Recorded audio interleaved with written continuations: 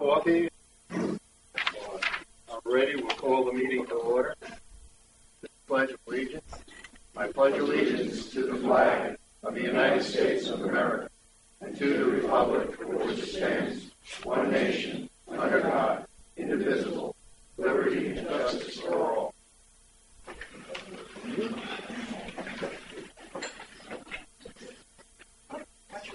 Yeah, I just think.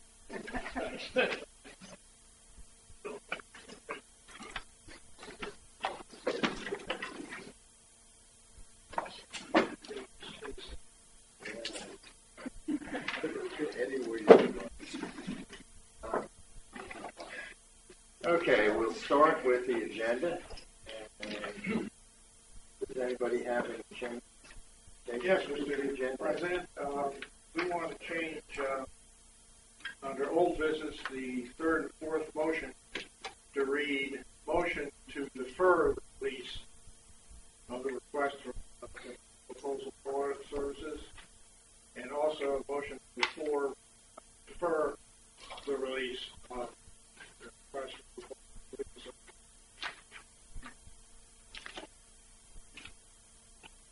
Objections? Yeah.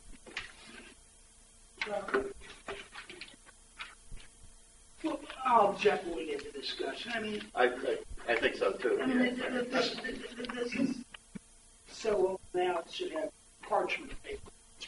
The other thing I have, which I just got from late notices of two additional appointments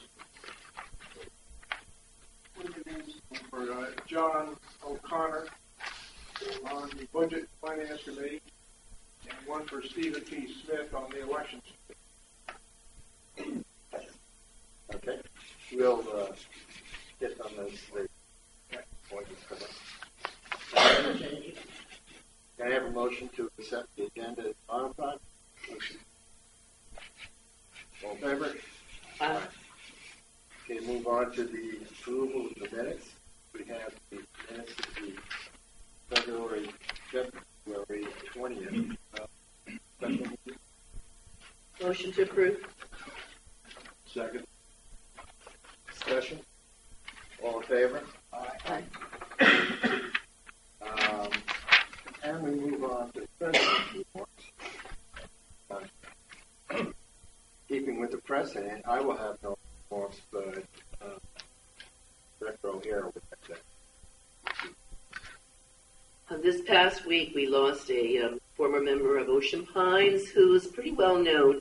It was Betty Bray. She was an Olympic swimmer in 1956, was very instrumental in the swimming program in Ocean Pines, was the master swimmer, had moved to the Villages a couple of years ago, commonly known as Ocean Pines South, because there's so many of us down there. Betty was just an amazing lady, grew up in Jim Thorpe, youngest of 5 children, 4 boys. Her dad wouldn't let her play ball, so he took her to the pool. And that's how she became an Olympic swimmer through the years. Started at age 14 swimming and went all the way to the 56 Olympics. The rest of the story is that her son, oldest son, Mike, recognized the name Bray, is the head coach at Notre Dame, and they're in the Elite 8 today, playing tonight. And she passed on the day that they won the Sweet 16. So quite a special lady. I did want to honor and recognize her. So thank you. Sure.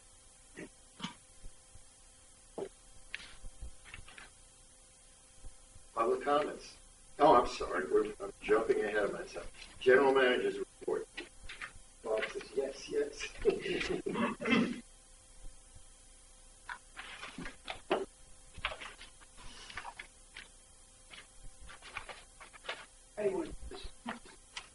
All right.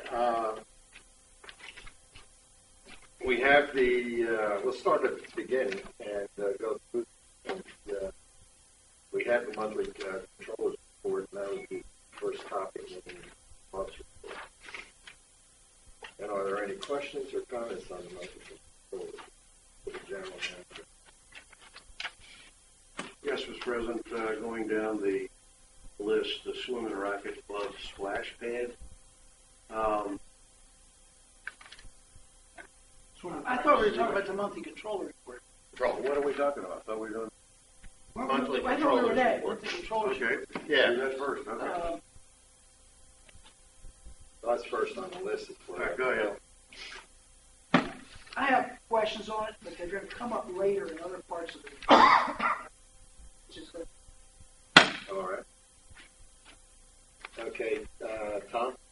Yeah, I just wanted to know what the other options are that are being considered for the splash pad.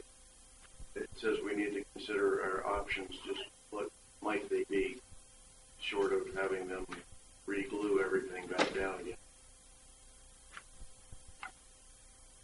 We had some challenges with the splash pad last season. Some of those on here. So what we're doing is we've spoken to the current contractor who did the work, see any modifications they could make to include regluing tiles, replacing type of surface. Other options would include going to other potential companies and just redoing it. So we're kind of looking at all of those to figure out what's going to be our best option before making it right. This isn't exactly a new job. I'm surprised you're talking to the current contract. Considering this. Well, we still owe them money. We haven't given them all of their money yet, so it's keeping the dialogue open to see if there's any other modifications or changes we can potentially make.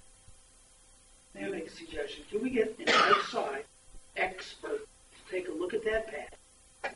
He will say it's defective, and then instead of worrying about this other contractor's money, we should sue him for any and get on with the program. That's not going to be open this summer if we don't do something real fast. Am I right? I mean, are we going to open it like it is, knowing the defects that are there? But you mentioned defects. We have concerns. I haven't called anything a defect. I consider tiles peeling up, kids tripping over them and hitting their heads on the items that are installed there, defects. I mean, we walked this last year and you pointed these out to us. I did. Yeah. So again, if you have any recommendations of outside experts for splash pads, we'd be happy to have someone come out and take them. Well, let me be, if I may, for you. Who have you contacted, and what contractors are you considering? And do we have an RFP ready? We don't have an RFP because we're working with our current contractor, which they have a contract with. So we're trying to figure out through that process. Now, Mr. Clark mentions lawsuit. We can certainly sue them if you all feel that's the appropriate. We're trying to go through what we feel is the appropriate steps, not adding any more people to the fire, say lawsuits, not saying sue them. We're trying to get it worked out as low-key as possible. If we can't get it worked out, then I'll bring it back to the board and say, look, here's where we are, here's where our concerns are. Again, whatever you all want to do, we're happy to do it. We're concerned from the safety. It slipped, kids slip on it. They have come back and re-glued the tiles. We met with them 2 months ago to talk about other potential solutions, and that's where we are, right? I guess I missed the 2 months ago report on to them again. I have to admit I'm surprised by this. I mean, it was my understanding, my feeling that they were a dead issue. I mean, that in fact, their performance under the contract was so bad that I'm amazed that we'll go back to them and look for them a solution. That was just my understanding. Could be wrong, but it was a strong understanding. Now, the other part of that was that they did not, although the words suing them never really entered the conversation as far as I know. On the other hand, what did enter the conversation was we had not paid them the full amount under the contract, and yet just my probably uninformed opinion was that was a good thing, and that we probably weren't going to, unless they came back and sued us, not us sue them. So now we're in a place where we don't have an alternative, and we have gone back and we're talking to them, and I'm totally taken aback by this. It was the surprised to read this and find their name in here. Not the name, actually. So we don't have a plan B, in other words. And the chances are that, we'll be in a position of either hiring this company, by everything I've been told, done a really bad job, rehiring them and paying them the rest of their money. We're not having a splash pad or a pool. Is that about correct? Bob? I'm listening to you. I mean, I gave you the options. I'm not sure what question you're looking for. Yes, what you said is accurate, but we can also look at not paying them and having other companies come in and do splash pads. There are a number of options we're looking at right now. All this was a heads up. I didn't realize it was going to be so intense with it. Working on it. We are certainly aware of the timing of it. I spoke with the Aquatics Committee at the last meeting, and we discussed some of these options. So we're looking at a number of things. I didn't realize it was going to create a challenge at the board meeting. It was more of an awareness of where we were. Karen? Yes, Dave, if I could ask if we could suspend the rules for a moment. We have the current chair and the past chair of the Aquatics Committee and several aquatics members here.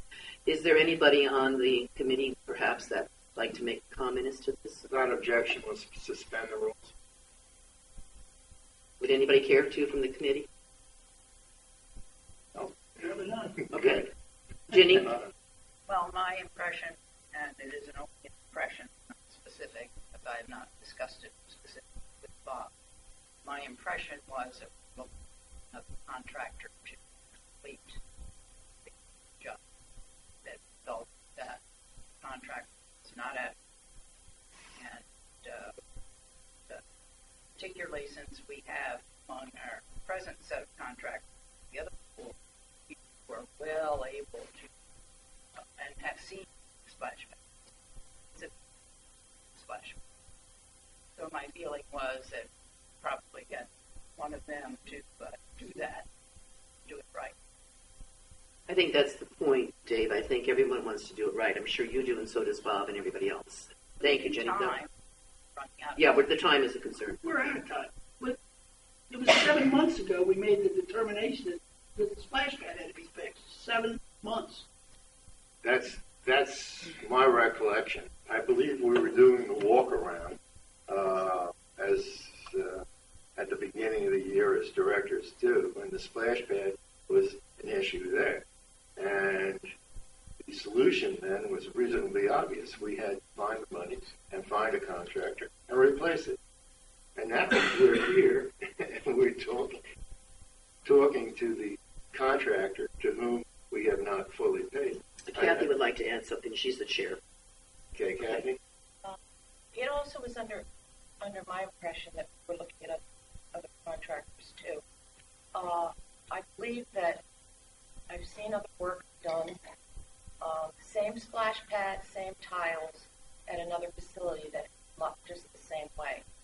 So to go back and have them come back and do it, I think that it's in the best interest.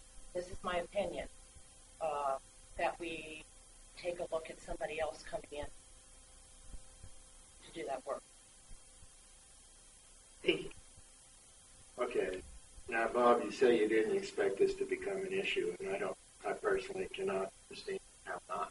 I mean, something that's 7 months old, and now we're, I don't know, when does it open? 2 months from now. And, maybe in 2 months' time, you can put out an RFP, whatever, get another contractor, get them to put their splash, evaluate their designs or whatever they have, and or not have it open. And the not having it open is looking to me like that's our only solution. So what do you propose to do to rectify that, other than what you've told me about going back to the same contract? Well, again, I try to be a little more, I just say things differently. I guess 2 things. When I said consider other options, I didn't say whether we were or weren't bringing in other contractors to look. The Aquatics Committee has now mentioned it. We have spoken to a couple of contractors that we're looking at with our current pools. I just don't think it's my opinion, I didn't think it was something I was going to talk about in an open session when we're under a contract with someone and there's money back and forth. That's the only thing I meant when I said that. But I did clearly put options. So we are looking at it. Give me 14 days and I'll have some additional information because we've already been talking to the other contractors as flags about some other options that may be available for us. Options being other contractors with other types of splash pads. All right, so if no one objects, within 14 days, we'll expect a written synopsis of what you've done and what our options are with respect to other contractors. Or if we need a special meeting, that would be fine. I'm with that. Absolutely, and this is over this period of time. The board is always accessible to the general manager for a special meeting. It doesn't happen. The general manager requests one very often, but this certainly could be a case. And that's why we're talking about it in an open session, which, by the way, I have no problem with in this case. All right, let's move on. The Roman Racket Club pool is, and the marine and fuel pipe tanks are all according to schedule as far as we're working on propane tanks for the yacht. And those, are there any roadblocks to that? Just space to put them. Space to put them. So the county is aboard with this. I mean, are we going to have space to put them? We've had some county folks out looking at the space to figure out where we can put them, where it doesn't disrupt our park, where it doesn't interfere with any other areas to include wetlands. I had a question on the next one, which is roadside trimming and paving. 75% complete. Road paving is 90% complete. Maybe I haven't driven down there. When did you hit 90%? I mean, I've driven down Ocean Parkway. And Ocean Parkway is not our project. It's a county project. It's a different thing. That's all for sewer. The Ocean Park, I think he's got a valid question, though. I think everyone wants to know when is Ocean Parkway going to be paved. But that's not our thing. That's, I don't know if Bob would know that. That's county. I'm aware of that. Yeah. As well. I understand that. While we're on general subject of paving. Okay, my report refers to our project, which was approved in the budget. We're approximately 90% complete with. The Parkway project, which is a county project, should begin paving within the next 10 days to 2 weeks. Was the update. Are they going further all the way to the North Gate, aren't they? No.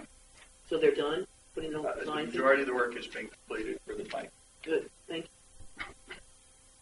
you. Okay. And now the next one. You want to say any words on this bump? No, sir. On the bumper landing pool? No, sir, you have the report. Yes, we do. I mean, unless there's questions about it. I do. I have a question. There are questions. It's a confusing package to me. I'm not the greatest guy in Canada. We're awarding this to pools and spas, is that correct? We haven't awarded anything.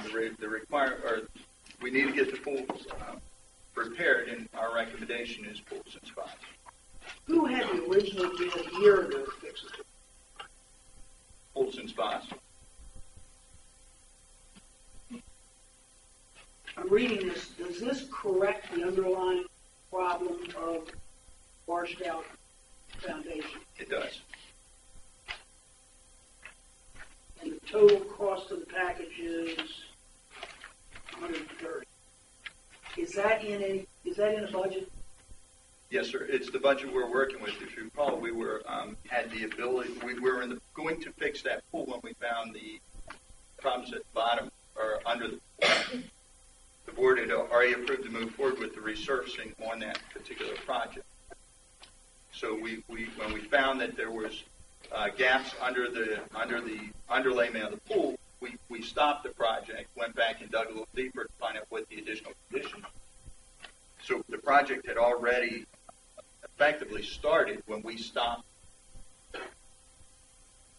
Are we going to provide an extension to, I don't know what case, extension or additional contract to Heinz to oversee this? No, sir, there was no. Further recommendation? Your recommendation in the Heinz report was attached. Sure, absolutely. Bob, was that in the budget 15 or budget 14? This year's budget is what we're working. 2015. 2000. Not in this budget.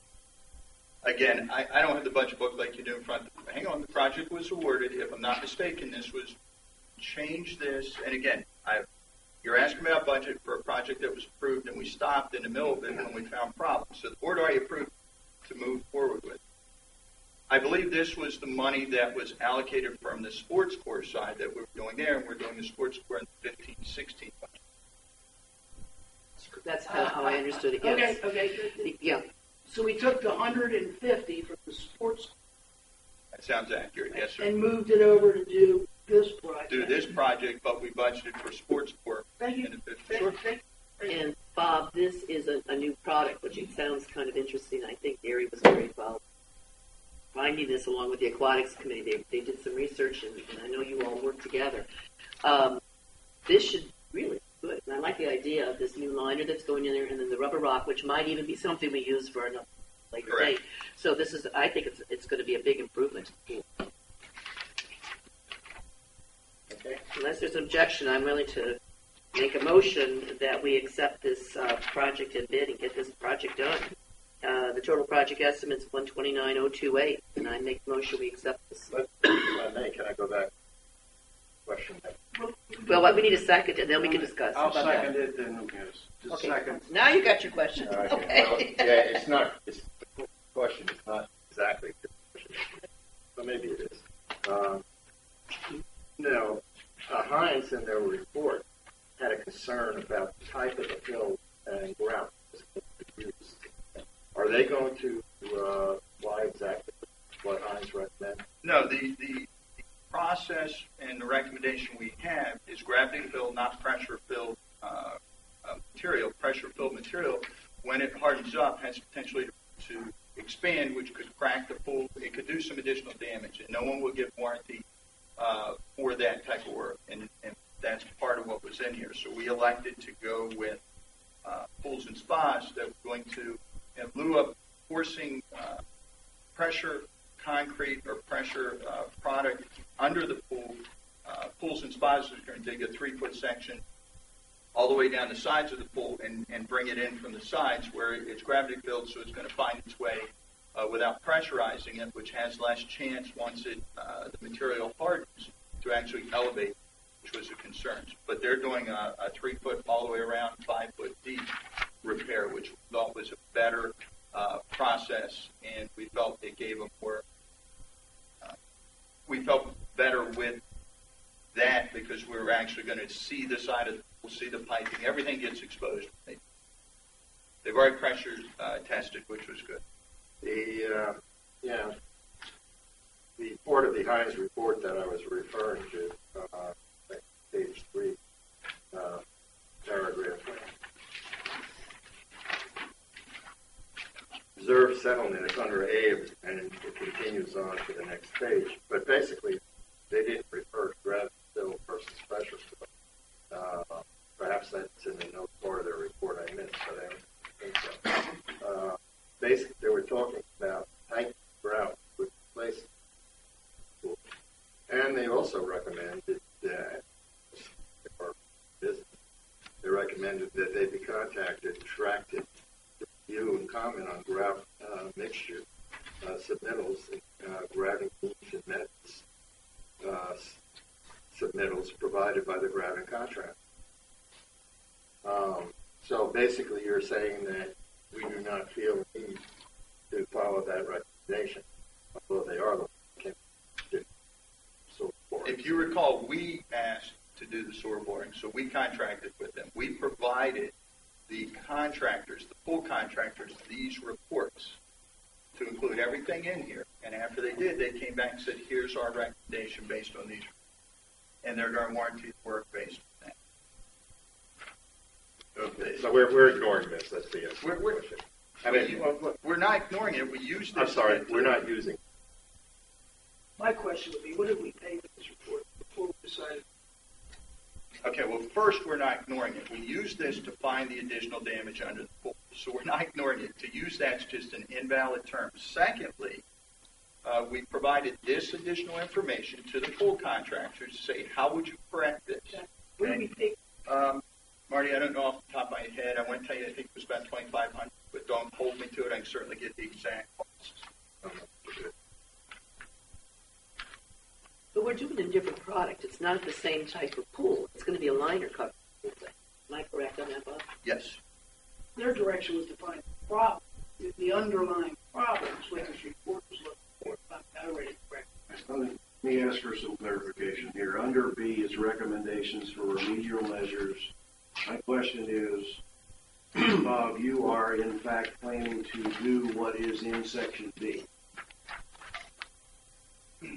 That's what's in the bid that's been proposed to be approved, correct? With the flowable fill material, yes, sir. Right. So the flow material, which will not, it's not under pressure, which all the contractors except for the ones who wanted to do it that way, talked about the potential damage. The piece that appears to be in question here is section C, which, surprise, an engineering firm is suggesting they be hired to oversee the work.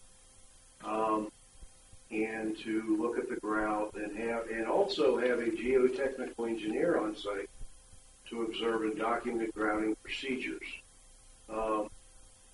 Again, the phrases are being used, you're ignoring the report and all that stuff. The reality is what's being raised is section C. The bid, I'm assuming, does not include having a geotechnical engineer on site when that happens. That's correct. That's correct. Do we know if we have in the bid that anybody gave, did anybody suggest that Hines be hired to do this? No, sir. They use this information, and they believe, based on this information, following that recommendation, they can complete and. So the contractor can do the work and warrant the work based on the guidance from an engineering firm, and they don't believe they need to have Hines people there to oversee it. That's correct. And they're going to warrant the work. That's correct. Okay, so that's what's at issue here is whether, but do we have any idea what section C costs us? No, sir. Okay. Do you know whether or not the county will oversee that? I mean, I've never poured a footer or a foundation in Worcester County in the last 10 years. Either Hines or the county wasn't standing there when he did. I can't answer that. Again, when we're working with a contractor that understands they have to get the permits and everything they need, but We're kind of off the subject. If I can go back to what Tom said, section B of this, the recommendation for remedial measures, this is, the Hines still. And they talk specifically about the grout mixture that they recommend use. Now, are you telling us that the contractor who propose do the job is going to use that grout mixture, or will determine on their own what grout mixture is suitable? the contractor felt they knew, based on this report, what mixture needed to be relevant. If the board wants me to contract Hines to oversee, to be part of the project, we can certainly add cost in here to do so. If you recall, we're the ones that backed up and said, let's wait, let's get Hines in or a contractor in to do the testing under the pool, which we did. We reviewed their information. We had additional borings done, so we felt very comfortable where we were. We provided that to the pool contractors. They came back with their recommendations based on it. So if the board would prefer that we follow the Hines recommendations, we'll get a price for it, and we'll certainly engage with them as well to oversee this if that's the concern. That is a concern. That is a concern. Oh, then, I mean, let's go back. I mean, we basically asked Hines to tell us what the problem was, and they supplied us with what they found the problem, and it was a problem. Then they told us what they believed, in their expert opinion, was the remedial measures we need to use. Now we're about to sign a contract or a letter contract with without knowing for sure whether or not their recommendations with regard to the remedial measures are going to be followed or not followed. Nor, and we definitely do not want them looking over the shoulders of our contractors to supervise the process. I am very uncomfortable with that. I can't. So, Please give me direction of what you'd like to have done. We believe we've put a proposal and we've done it. Please tell me what you'd like to have done. my personal feeling is that we absolutely should follow this recommendation, their recommendation. Find out what it would cost us. Dave, why don't we put a number not to exceed so we can get going on this project? Because I don't know enough to do that. Well, your recommendation is that we do the additional services, paragraph C, that we have Hines and the geotechnical engineer present while this is being done. And it's also that unless we get a good explanation otherwise, that paragraph B mixtures that they specifically talk Right, about. okay, so we're B and C, you want to be sure the mix is right. But if we wait one more month, we're going to be another month behind. Well, I don't know So that why it's don't we not- put a number not to exceed, and then if we find out we are wrong on that number, then Bob will get back to Well, what is the not to exceed for? the cost for a Hines. Oh, so we're talking. We've got a figure for the work. What we don't have a figure is for Hines geotechnical engineer. Well, I don't want to. We probably have a figure for the work. The mixture may or may not add to the cost that Hines is recommending. I just flat out don't know. And I think we have a bid here at 129 with a 10% contingency fund of almost $12,000. Why don't we add another couple $1,000 for the engineer to be present while this is being done and supervise or whatever he needs to do to make everybody on this board comfortable. But let's get started this project. We are almost April. well, And if Bob finds out the number we put in there is not right, then he's going to be on the phone with us on Monday or Tuesday. all right. If you can proceed, find out what it will. I mean, I can pass a motion or I vote on a motion that is contingent upon Hines being contractor or subcontractor under this contract. If there's a $12,000 contingency, build it into the contingency. The cost of $2,500 or thereabouts to do all of those borings, I don't think it should cost that much to watch the concrete board and determine that it's the right mixture. If there's an impact on the contract in terms of the mixture, then you have to come back and say, look, what are we going to do? I mean, we can't keep just repeating these things in the interest, well, it's going to be May, and we're not going to have a. That's why we need to make a motion to accept this with any modification that you are comfortable with, Dave. Well, I think if you get back to the modification, accept the contingency. I think I can help. Good. Read your motion again. Well, my motion is that we accept this and award this bid for the total project estimate of $129,028. Subject to the recommendations contained in the contract. That's fair enough. Is that fair enough with everybody? Sure. Fair enough. I will modify my motion and subject to the recommendations. Michelle, you got that? Okay. I mean, Now- their bid should have been in compliance with this engineering report. If it's not, then we'll know Monday morning or Tuesday. And Bob, if we have an issue with that, you'll get with us right away, I assume. Sir, Okay. I had a motion, and we need a second on this. Second. Any other discussion? All in favor? Aye.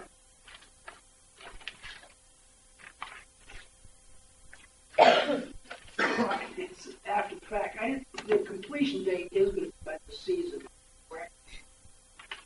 I didn't see it. yes. Well, after the fact, since we're making comments, I want to commend Bob and the staff for not rushing into a quick fix on this pool, which some people may have wanted us to do. And you stopped it correctly. You did the engineering study. Even I could understand this book as to what it was saying. And if I can understand it, I'm assuming engineers and contractors can. But I think the addition of Hines on site is probably a good idea. Thank Yeah, I'll second that. Yeah, we could have rushed ahead, and all the more reason to be, when we get down to the final game, to be cautious. Okay, tennis court remodeling. Resurfacing. Can't remodel tennis. This calls for a motion. Has anyone prepared a motion for this? As I understand it, this is in the current budget for the resurfacing. Is it in the current budget?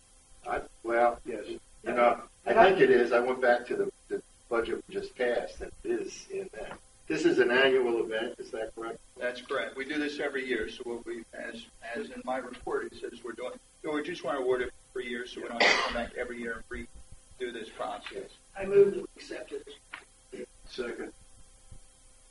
Discussion? All in favor? Aye. Is anyone moving into major amenities section?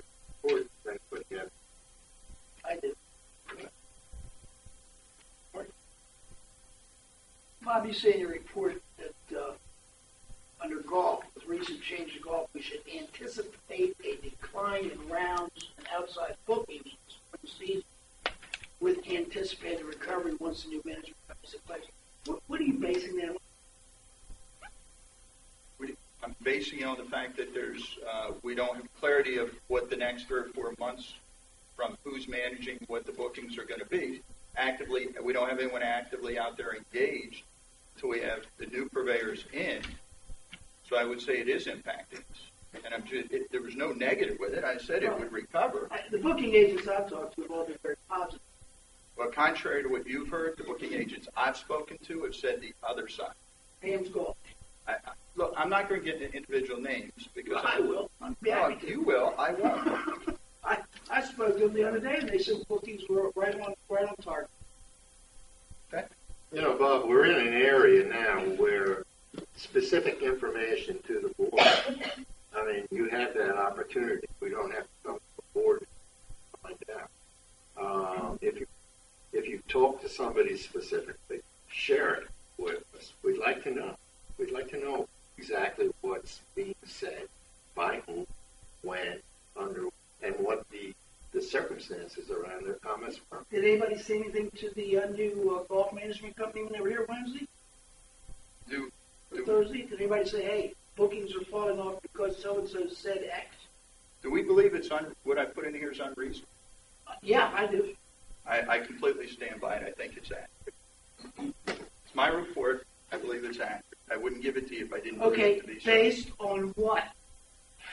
Mr. Clark, I'm not going to debate my report. My report's based on the fact that there's some uncertainty in the golf world. Sorry to be questioning your report. No. Think about this for a minute. No, think about it for a minute. There's uncertainty with Ocean Pines Golf right now.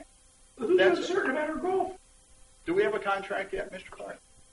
We're under contract right now, if I'm correct. I can't debate with you on things that we see very differently. I don't even want to debate. I mean, if there's something different you have stated that you anticipate our bookings to be off. I agree with that statement. And I'm asking you based on what? That's a simple question. And I've answered, and that's my answer. No, you didn't. You haven't I don't answered. think so. Bill, you've had it. As of the second week in February, and I haven't checked it lately, April's bookings are 400 rounds down over last year. May's bookings are 200 rounds down over last year. Pam's Golf, as of that time last year, had us booked 342 rounds last year. This year, 142.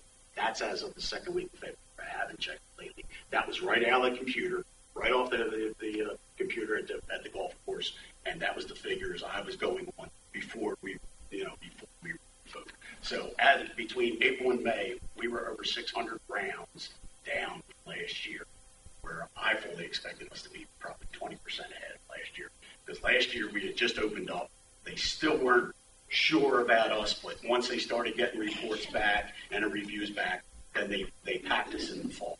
So we expected to have I personally expected us to be probably 20% ahead of last year. Now, that's right off the computer, 600 rounds. You know, down it's just, between it strikes April and me May. so funny is 2 months ago we heard how bookings off the Richter scale for April. Didn't we? Didn't we sit right in this room and listen to a general manager? In fact, I can show it. No, you didn't. Oh, yes, we did. I'm going to show it to you in writing, the general manager. I think the issue is here. Now, Bill, you were able to go down to the dock shop and pull that information off your computer. And, and obviously, so you had to go back some time to do that.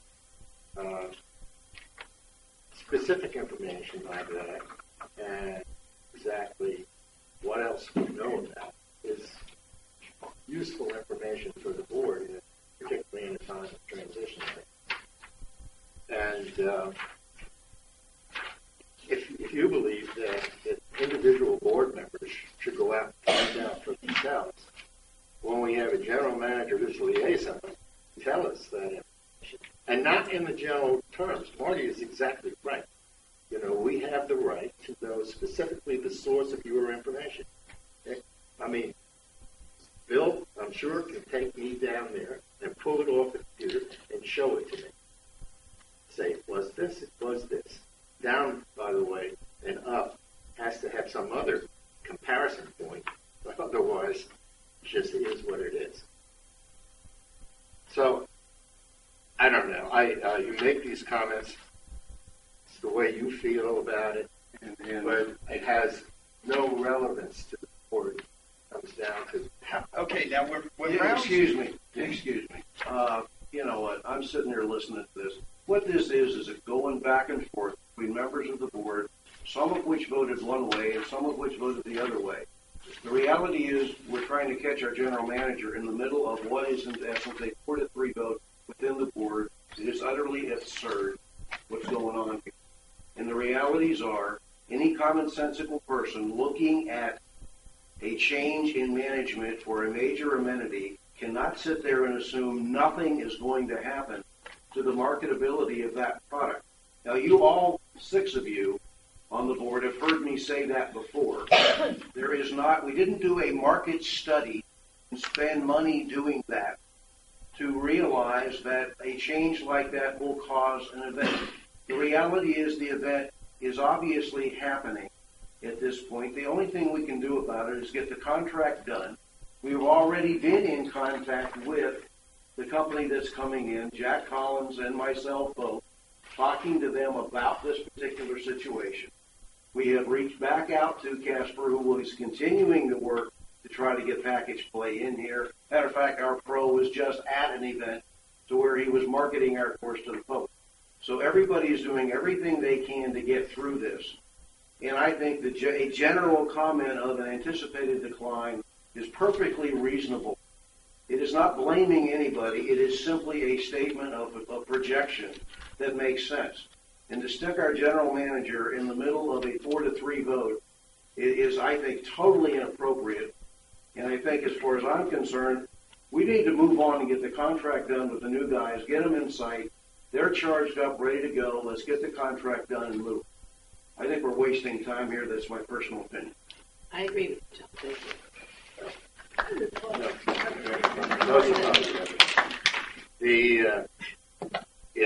I will say I have no objection to what Bob has written.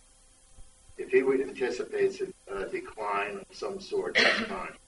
But on the other hand, I do maintain that any specific information that you have regarding that, you should pass to the board. It doesn't have to be in this session. It can be via email, and we should know that. We should know what you know about that. So, I'm willing, if you are Marty, let this go up. Okay. Questions on Yacht Club? Wow. Well, now that we've had a couple of winter under our belt, as the manager, have you given any consideration at all? Since if we turn the key, lock that building down September 1st, we would be in a profit position. But we're not. Well, cost $188,000. 5 months? I mean, have you given any consideration to coming to the board and saying this isn't working? We're always considering different options. Again, to make a comment on a facility against the budget that was budgeted using the old facility, because this is the first full year with the size and breadth and scope of the facility. Difficult to budget on something you don't have projection for the size of the building. As I've said in my report, utility costs have been higher. We're looking at propane, much like we did other facilities, which will certainly help there. We also talked about our personnel cost or overall employee cost, which we took steps in the January-February time frame that, quite frankly, we should have taken earlier in the fall. But we're learning from that. Team in place is learning from that. So to say closing in September at this point or October or whenever the board wants to, I think we're a little ahead to make that decision. Or, we're getting ahead of ourselves. And I'm certainly not ready to make that recommendation. We've put some things in place since the first of the year that have shown a lot of positive coming out of it. Folks are coming. Example, Sunday was our slowest night all fall. Ends up being one of our busiest nights in the last 4 or 5 weeks with the addition of the new program that we're offering over there. So we're always trying to tweak and come up with new things. The Sunday program being trivia, we've had record numbers every week, and people are buying food and beverage when they're there. So we're trying new things. So no, I would not be ready to make a recommendation. We just need to continue to become more effective in managing it. Can I ask you a question about that for trivia night? Do you have, or have you tried to isolate that night to determine what our problems? Have not. Can you do it? I can certainly do my best to do it. Yeah, I mean, we do have basic information necessary. We know what sales were. We know what cost. We do. I mean, I was curious to see what those are. I mean, I think we need to know, I think, are either our losses or our profits. So, for example, if this event-oriented thing is, in fact, a huge profit maker, it's kind of hard to see how not to have 100. And I would. Okay, the answer is you haven't done it, and you evidently. I think it'd be easy to pull out the sales receipts. No, actually, no. Well, I'm just That's gauging fine. your You're you say you can do it, but you haven't done it. Okay, and I say, Well, it hasn't been requested. But no, Sharon, it's not whether it's requested or not. No, you have an effective event on a night that was virtually empty, and now we're putting 125 to 150 people in the facility. We have costs that are going to be associated with the facility, whether we're closed or open. We have some staffing that will be paid for. We have to keep the heat on at least at a certain level with the building. When you're looking at something like a trivia night, a lot of it has to do with the food order the week or two before, based on what pricing we can get certain product at. I mean, there's a number of factors that go into it that may change the cost week to week. So the fact there's 150 people in there that night, or 125 or 100, I don't need someone to quote, Bob says there's always X, okay, because that's where we try to go with this. In general, that night's work. So now we're looking at other things for other activities to fill the spots. If we want to do individually analyze each day with each event, we can certainly try to find a way to do it with the understanding that mark is going to move based on food costs, based on when it was bought, earlier in the week prior, those type of things all impact. Yeah, I mean, I understand that getting it precisely close to that is difficult, and that there are a lot of variables beyond this event. But nonetheless, it would be interesting to know how much having those nights moved us further away from the loss pump towards the profit pump, towards it. And anyway, that was a curiosity question. And the answer was, yeah. You did say that revenues were up, and that you're referring now to total revenues and not net revenues. Were not up, they were down. Okay. And of course, the net operating was, again, 300% over budget, just looking at $30,000. All right. Get budget. Worst February in the history of the No, I'm sorry, it's a fact. No, comments like that, I've got to tell you, are Factual. That's what they are. Factual. okay, Mr. Clark. we're trying to. I heard you. Everybody wants this to succeed. We just want to find out how. And I know you were trying at your hardest to try and find out. I have not the slightest doubt of it. But on the other hand, if you don't hear the discussion, you don't know what you're, then we're going to keep asking these questions. If we move on, because this Yes. brings up the point right here. Under aquatics, aquatics continues to show improvement. Really? Yes.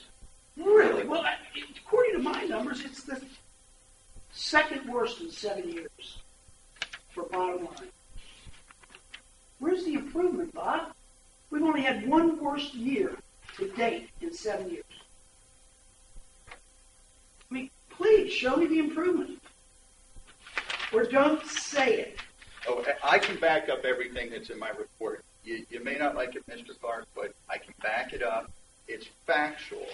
And This is the controller's Again, report. It is not factual. It's better than last year when we were at 142, 546. But it's worse than every year prior to that, when we were at 89, 102, So is the 95. statement it improved from last year? Is that incorrect, Marty? It improved from last year. All right, then there's a statement that's fact. Thank you. Continues to show improvement. Well, it is showing improvement from last year. We have a new person in charge. We've got a team that's being very proactive in getting events in there. They're moving in the right direction. That's what he's saying. Yeah, but from point A to point B. Well, of course, it's from point A. We're looking last year, this year, we're moving in the right direction. We've got all new things going on. Maybe Well, we ought Thank to you. strive to have a really horrible this year, so next year. It's not. This is Marty. That's being Marty, ridiculous. That's stop. ridiculous You have and that. inappropriate. You have. Okay. Excuse me, I was talking. Without objection, without being reckoned. Okay, let's move on. Does anybody have any other questions about the general manager's report?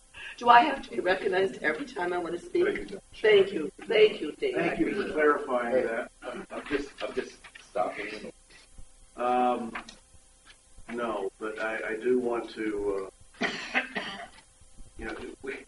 it seems like every single year we end up with the same darn discussion when it comes to the amenities.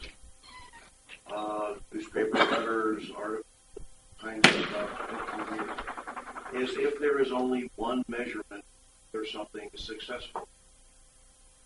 A long time ago, board of directors, before I was even on the board, I think Dave was on the board at that point, Marty made it there.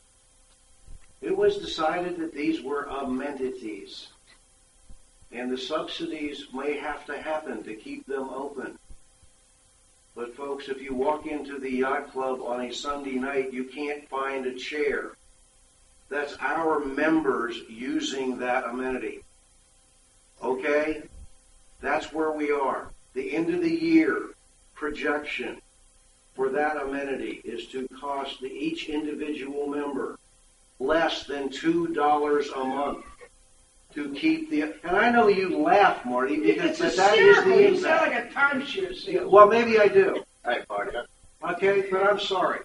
There are different measurements of success on something, and it isn't only just the pure bottom line on every single thing we do. We are a non-profit association. Our aquatics department loses money too.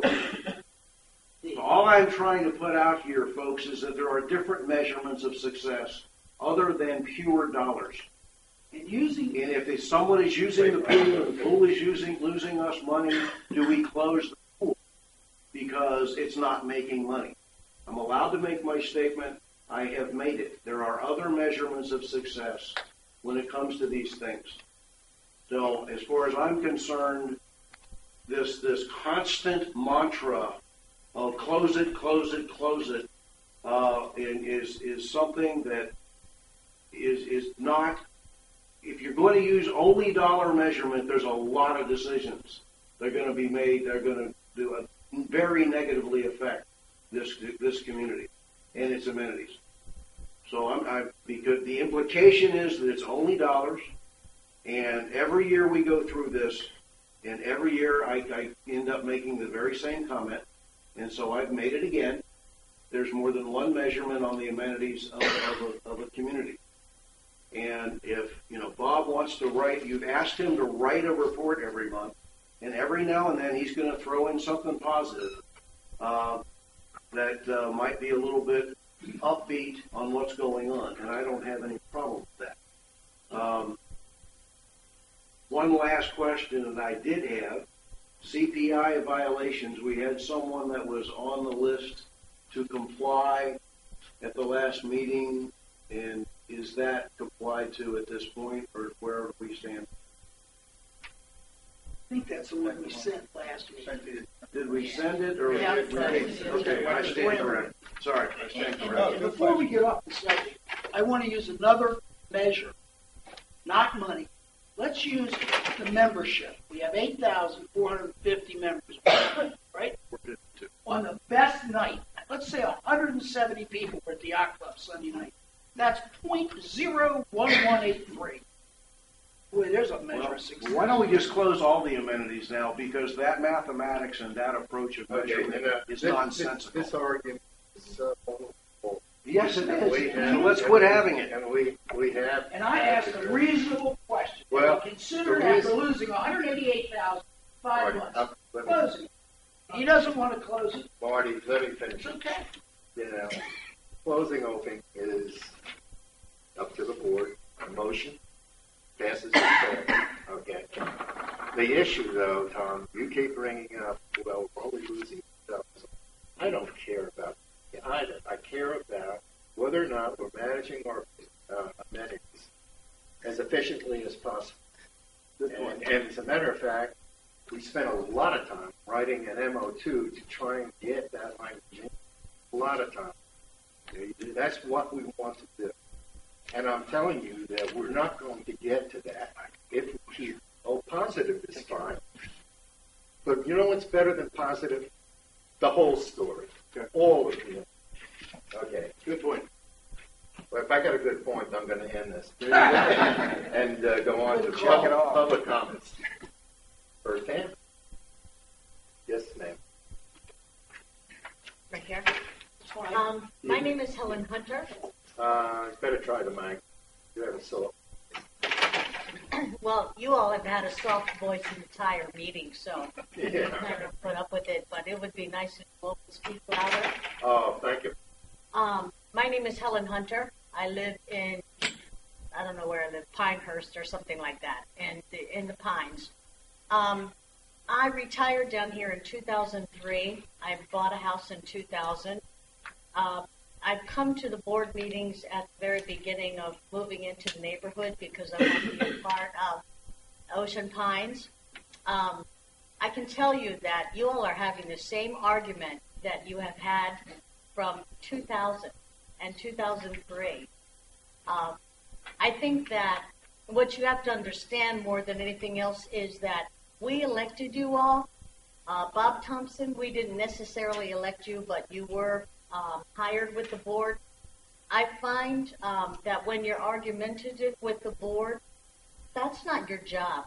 Your job is to be argumentative in private, but in this board meeting, unless there's something, I mean, we're just watching you. We haven't been here for a while, and you have, and what we were reading in the newspaper is that you all have issues over and over again, same issues over and over with the amenities and so on. I recall that when I moved down here, Mumford's Landing, if that's the pool that you're talking about, I don't know, we were late getting here, but Mumford's Landing would not let the rest of the community use their pool, pretty much like Park Place or whatever this is, the Park House or something, is that the whole membership was not able to use the pools of the individuals, and it came later, a few years later. But you all, not this board, but the board that was in place before, was not responsible for maintaining their pools. They were responsible for allowing membership if that's what they decided to do, and there would be some kind of kickback or something from a reduction in the assessment fee or whatever the membership fee or something. Over that period of time that we've lived here, it began to be that you could attend any pool in the community, but it wasn't that way when we first moved down. And so when I'm sitting here hearing that you all are refurbishing the pool and resurfacing their pool and that kind of stuff, I wondered, when did Ocean Pines take over the running and the maintenance of that pool? Also, my understanding of the sports core pool, when they wanted to put the top on it and stuff, they were saying that the membership was to be self-sustaining in the pools and keeping the pools up. And what I have seen over and over again is that Ocean Pines OPA has dumped money into that pool over and over and over again. I hear you all making decisions on like a fence costing $43,000. I just don't agree with that. I sat silently, but I have watched this stuff over and over again that you all have done in this community. I want to remind you that you are representing us, every one of you, okay? You are to, be good stewards of our money and be good stewards on implementation of services in this community. And instead of fighting over whether or not the yacht club should stay open, if it's losing money, then it should be closed during the winter months. To play games or whatever else to get somebody to come into the restaurant to eat does not make any sense. You have a community center for playing games in. But the restaurant itself, I mean, the yacht club I thought was meant to be a restaurant to be open. My husband and I love to eat out. We eat out more than we eat at home. But I can tell you that over this period of time that we have been here, we've gone down to eat at the yacht club and found it to be closed. Great, we have no problems with that. But then we find out, surprise, it was open. That's the old yacht club. I'm not talking about the current one. But, and we can accept if it's closed, then it's closed. And we leave that out of the idea of going to visit the yacht club. Or we like the hamburger nights, when you have hamburger or something, for $5 or something like that. We like the idea that there's a special night.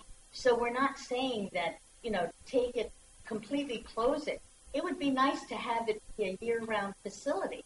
But if it is, you might close off a portion of it, such as the upstairs, or I don't know exactly the configuration of the yacht club. I know that we went over to visit the yacht club when it was talked up as being such a beautiful place. I went into the bridal suite, and I told my husband, I said, if I were a bride getting married now, I'd rather get dressed at home and come to the yacht club to do whatever the business is of the wedding. But I wouldn't use that facility because it's very close. It's very small. And so, it wasn't worth, I don't think, the end result of being, yes, it's a beautiful facility, but I think it could be better used as something else rather than a bridal facility that names it as such, and then the only thing you can use it for is a bridal facility. I think that it should be open, and this is just a recommendation for the running of the yacht club. Bob Thompson, I don't know that anybody should expect you to give figures on $1 an evening performance or something like that, I think that you could maybe be aware of it, but I don't think that you have to be the one to give it. But I asked my husband when that question came up, good question, where's the bookkeeper? The bookkeeper should be able to give you information just like that. If you don't have one, somebody should be taking in those daily receipts. If you don't know how to do that, consult any restaurant around here. They can tell you those things. But run it like a restaurant if that's what it is. And if it's not a restaurant, then run it like, a seasonal facility or something. I think you guys are doing a good job. Mr. Stevens, I liked your questions. You had very good questions. I can tell you, Miss O'Hare, that when you're saying, let's get on with it, when you're talking about digging and that kind of stuff, is that, I think, is the problem that is with this board now. Please, the problem with this board now is that you do rush through things and then you go ahead with building stuff, and then I read in the newspaper that you made a mistake. I'm agreeing with Mr. sorry, Cole I do. that he should We allow say each what speaker. he has to say, and you all should just take that into Helen, consideration. I'm not giving up You're- until you ask you- me you if are- I have comments. You have 5 minutes to make comments. You've already had 10. And so I I'm like happy it. to I ask think you to it's. sit I down. think what you guys are doing are exciting. I have no problems with that. But I think that you should be able to. Helen, where do you live? May I have your Thank you very address? much for your time. Somewhere in Pinehurst. Pinehurst. Let's see you get up.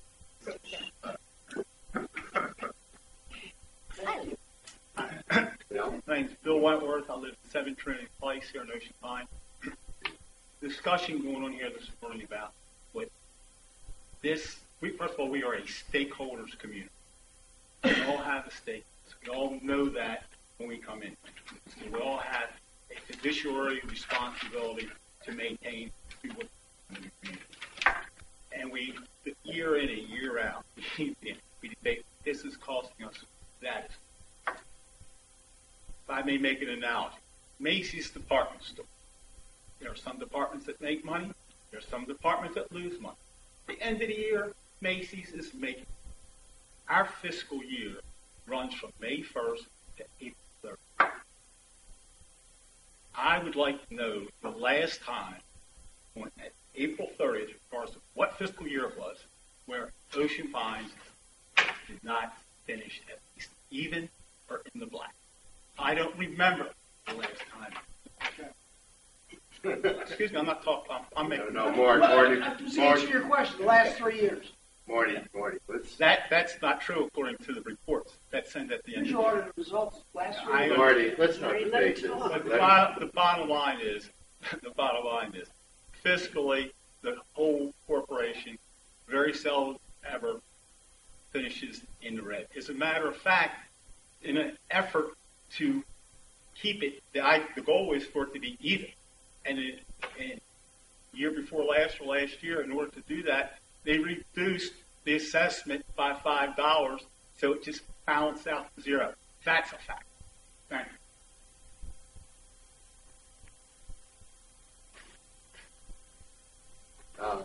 I'm sorry. Go ahead, Bill. Then Jeff. My name's Bill Zawacki. I live at 111 Caleb in Section 9.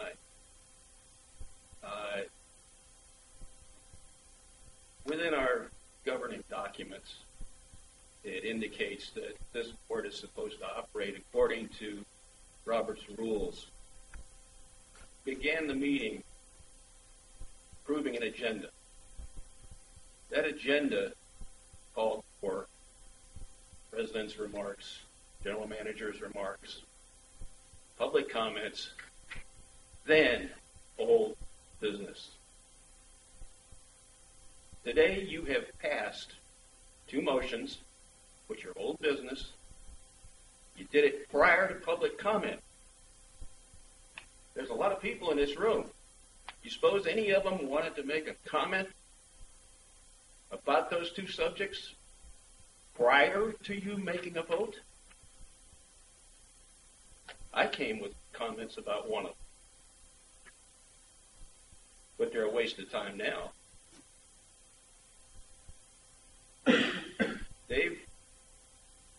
should have stopped the motions or held them. Whoever's parliamentarian, and I don't remember who that is also responsible for not ensuring that Robert's rules were followed. Beyond that, the issues of whether a yacht club should close or it shouldn't are something that this board needs to decide. You need to do it. You can set parameters on it. You can set bottom line, if we're losing money, then it's going to close. Somehow you need to do it. Excuse me. The general manager should be looking to the board for direction and for policy instead of setting it himself. Thank you. Thank you, Bill.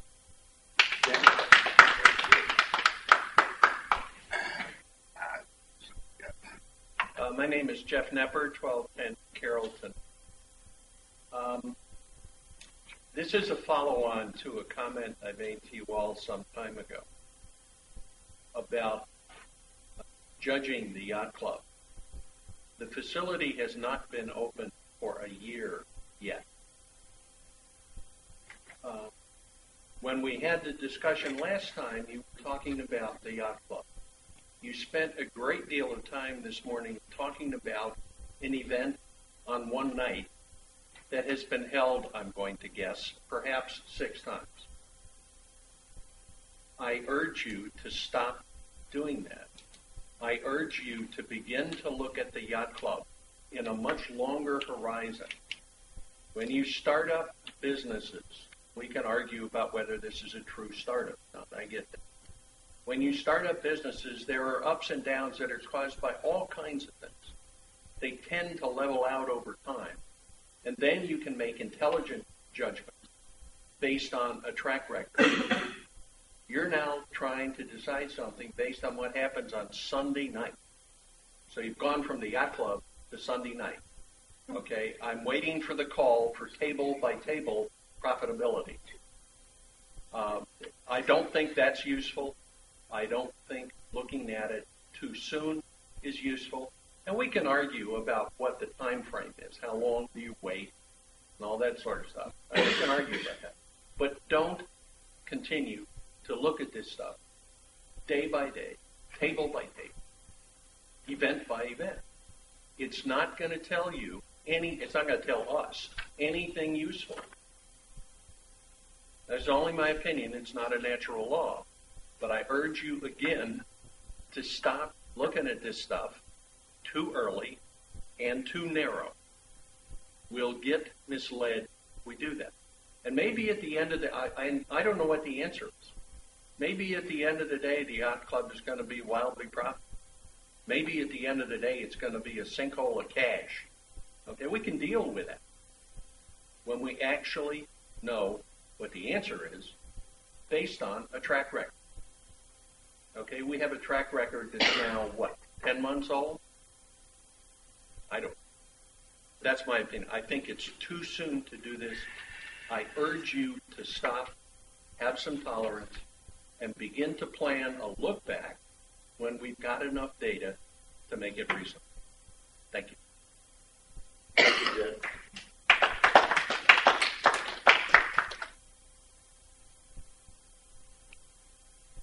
Dutch. Willem Oldstream, 12 Lord Guy. I want to come back here a little bit from the last meeting. I was for some board member that thought I credit Bob Thompson. I never have credit Bob Thompson. I like Bob Thompson as a person. Very nice family man. I just don't like what Bob Thompson does as general manager. Unfortunately, I have to get back to Powell from the last meeting on the public comment. You write everything in what Joe Reynolds said, but you write nothing in the remarks I made. Is it a click? if I hear and I speak up, I want you to put my stuff in the report too, pal. I did a tremendous lot of work for Who are you you. talking to? Who are you talking We to don't me understand for? you. I'm not the secretary. Well, no, I'll talk to you, pal. Assistant Secretary. All right. Okay, so I like that in the report too. What betreft the York Club, what this man says, I've been coming here 23 years to the meetings, on and off. Never, the York Club never made money. The golf club in the beginning, yes, we had 800 members, and once in a while, the golf club went dead. What I am saying here, you people are argumenting with the general manager with this. It's not going to work. The York Club never gonna make money. That's what I'm saying. Mr. Thompson, yes, I don't like him as general manager. He acts like a dictator. You have to listen. You cannot steal a man's job. Is he a bad man? No. But you people have to work together. The same thing with the gas company. We're paying $4 per gallon gas. How come you people cannot make a deal with Sandpipe? Is that the $5 you want Arnold as a franchise? Remember, we people paying that $5. It's not the company. It's the same thing with the damn TV company. I pay $3 or $4 a month extra. That comes out my pocket. You people have to work more together like a damn team. That's the whole question here. There has to come a change in Ocean Park. Unfortunately, I can pay the $16 more. I don't worry about it. But you cannot keep spending and making no money. It's ridiculous. I'm very disappointed what goes on. Thank you, Judge.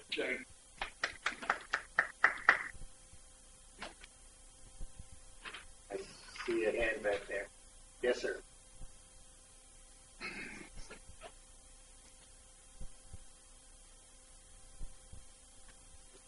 Good morning, board members. My name is William Spano, 18 Teal Circle. Relatively new to Ocean Pines. This is sort of our summer/weekend. So I don't get to come to very many of these. But as a businessman, I sit back and I listen to some of these things, and it kind of disturbs me that a lot of personalities come to play and not doing what you're supposed to be doing, representing the 8,000 plus, members. So it seems to me that there should be some sort of policy procedure to take some of those decisions away from you guys and put them in the hands of the people that are affected. So why don't you ask the 8,000 people whether or not we want the yacht club open? Is it worth the $2 a month to us to have it lose money, or we'd rather save money on our assessment? So I think there's a very small representation of the community here. I'd like to see a lot of people, but it seems to me that in a lot of these cases, my old cliche is, you people are stepping over dollars to pick up dimes. Okay. Everybody makes a good point, so everybody's going to have a different opinion as far as whether we're going to keep it open and lose money. Should we shut it down and save money? It seems the bottom line to all this is management. And it seems that if it was managed effectively, you could figure out a way to at least break even. When I go over to the yacht club, every time I've ordered anything off the menu, they say they're out of it. I order a drink, they charge me an extra $1 to put ice in my drink. Why would anybody want to come there? I mean, I looked at the bartender and I said, you've got to be kidding. And then they tried to explain why the $1 charge, which made no sense to me. So there's a whole lot of these little things that go together that make up one big thing that seems to upset Mr. Clark most, is that we're losing so much money. So I think a lot of this, maybe you should put some sort of referendum or whatever out to the people who are using it. Ask their opinion. See what they say. Yeah. My opinion. Thank you. Thank you.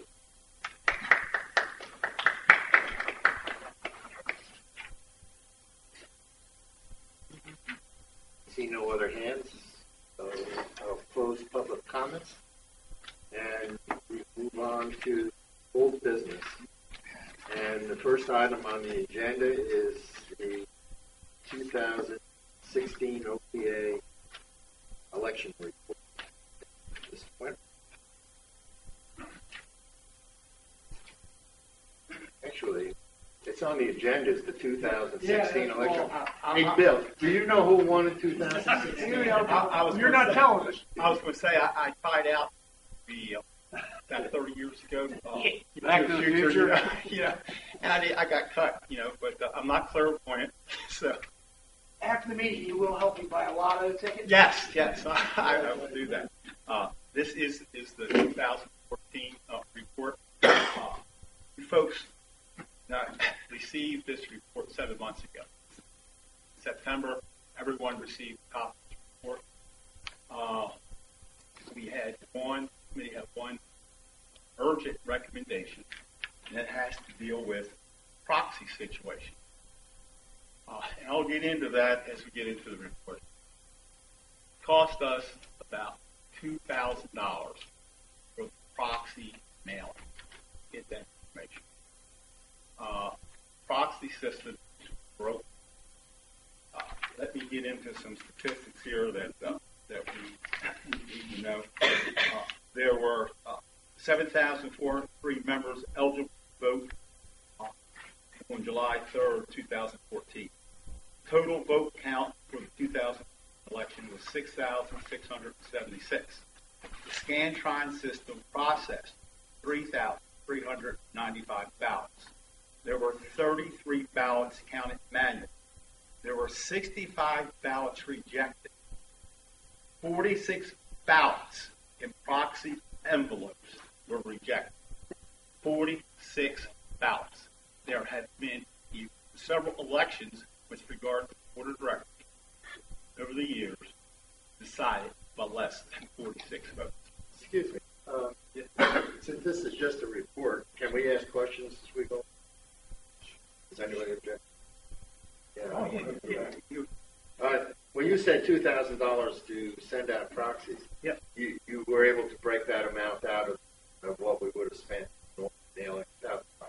Correct. 2,000 extra. Yeah, Okay, thank yes, you. yes, I just yes, wanted to be sure. yes. So that's a real issue. Our recommendation to 7 months ago was we had to change the process from electronically or whatever, and we haven't gotten any feedback over that time. I would propose our bylaws provide us an opportunity to deal with this problem. I would like to refer everyone to Article 4, which deals with meetings, petitions, and referendum. It's under Section 4.02, number B. And what it says is this: if the annual meeting member is not held on the date designated in notice of the meeting due to lack of quorum for any other reason, the Board of Directors shall hold a special meeting of the board to receive the voting results from the election committee, validate the election of directors. What I would propose to do is have the meeting like we always have. If 100 people show up, so be it. You do what we've always done.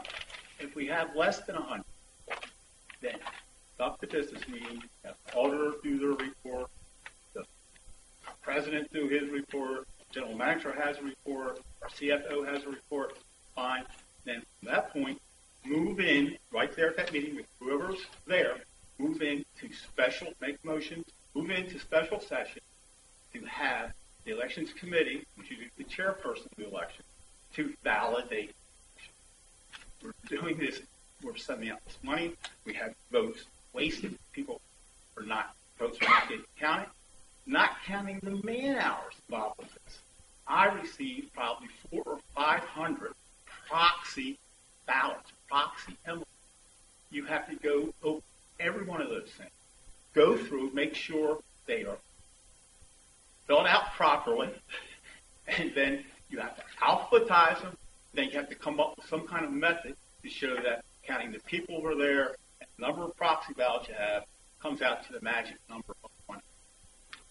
With the fact that we have a lot of technology in our life today, many people are attending these meetings by computer, watching TV, and it's very difficult to get people there, 100 people there, in person. So again, if we follow the bylaws here, we can avert that situation. And I would suggest that we do that very soon. Now, can I ask? Sure. Yes, that What I believe what you're recommending is that we eliminate the use of mailed proxies. In other words, we just do it. Yes, sir. Okay. And there was a point in time that we didn't do it. As a former director, when we started this, referred to as the maturing of the organization. That goes back to this person. We have discussed this, and I can say that after much discussion, it is true that the only purpose of proxy, only way in a practical sense that it makes any difference, is to form a quorum of members at the end of the meeting. I see Jim Trumbull way in the back, or there way in the back, and we've discussed this many times. And I can't agree with you more. I think it's a waste of money. It's unfortunate. We certainly want to encourage people to come to their own annual meeting. And but in terms of practical border proxies and work, they simply don't mean anything in a practical sense. And this provides us methodology to do that.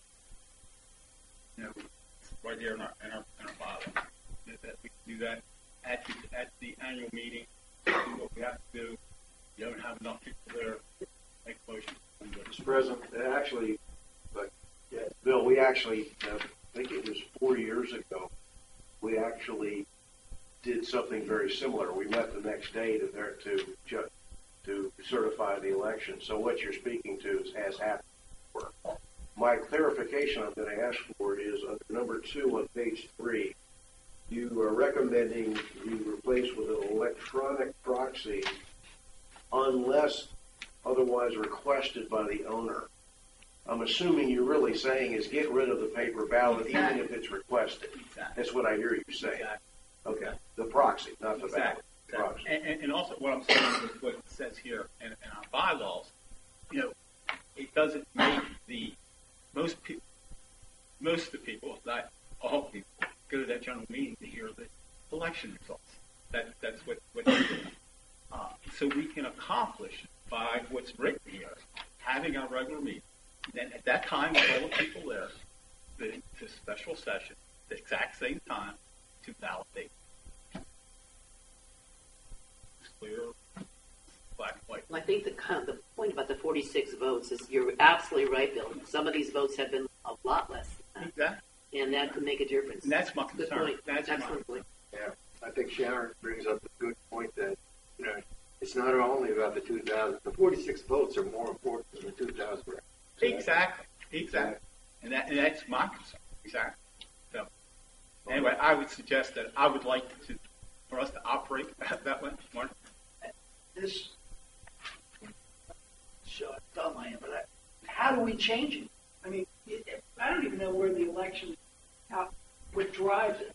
How we Is change there a resolution? it? No, how we change it, Marty, is implement what it says here in Article 4. That's there no matter what else we're doing. Exactly. That's So there. all we have to do is implement that way. That can happen with the proxies. We could get 9 proxies and 10 people. We still. Oh, it's so I'm saying is we don't need. But how do we stop sending proxies? Just stop sending them. How do we? What drives that, Bob? It was something that was passed a couple of years ago. I mean, is it a resolution? Is it a bylaw? It's not a bylaw. Jim, you're sitting in the back there. If I may, Here goes Robert Rules. Here we go again. If you don't mind, Bill. Jim Trump. Well, no. I know what it says there. I know what I would do. What it says. Well, the question is, what are the mechanics of doing this? I know we can just stop sending. And I don't have M06 with me. I don't believe it says you have to send out a quorum proxy. I don't have it with me. But can I make an additional comment beyond yes. that? I don't disagree that bylaws have a provision in there for formalizing the election direct out of quorum. But I do raise a question as to policy of effectively disregarding the need for quorum at a meeting and having an official. You don't lose anything. The corporation, Ocean Pines Association, continues on. Everything stays the same.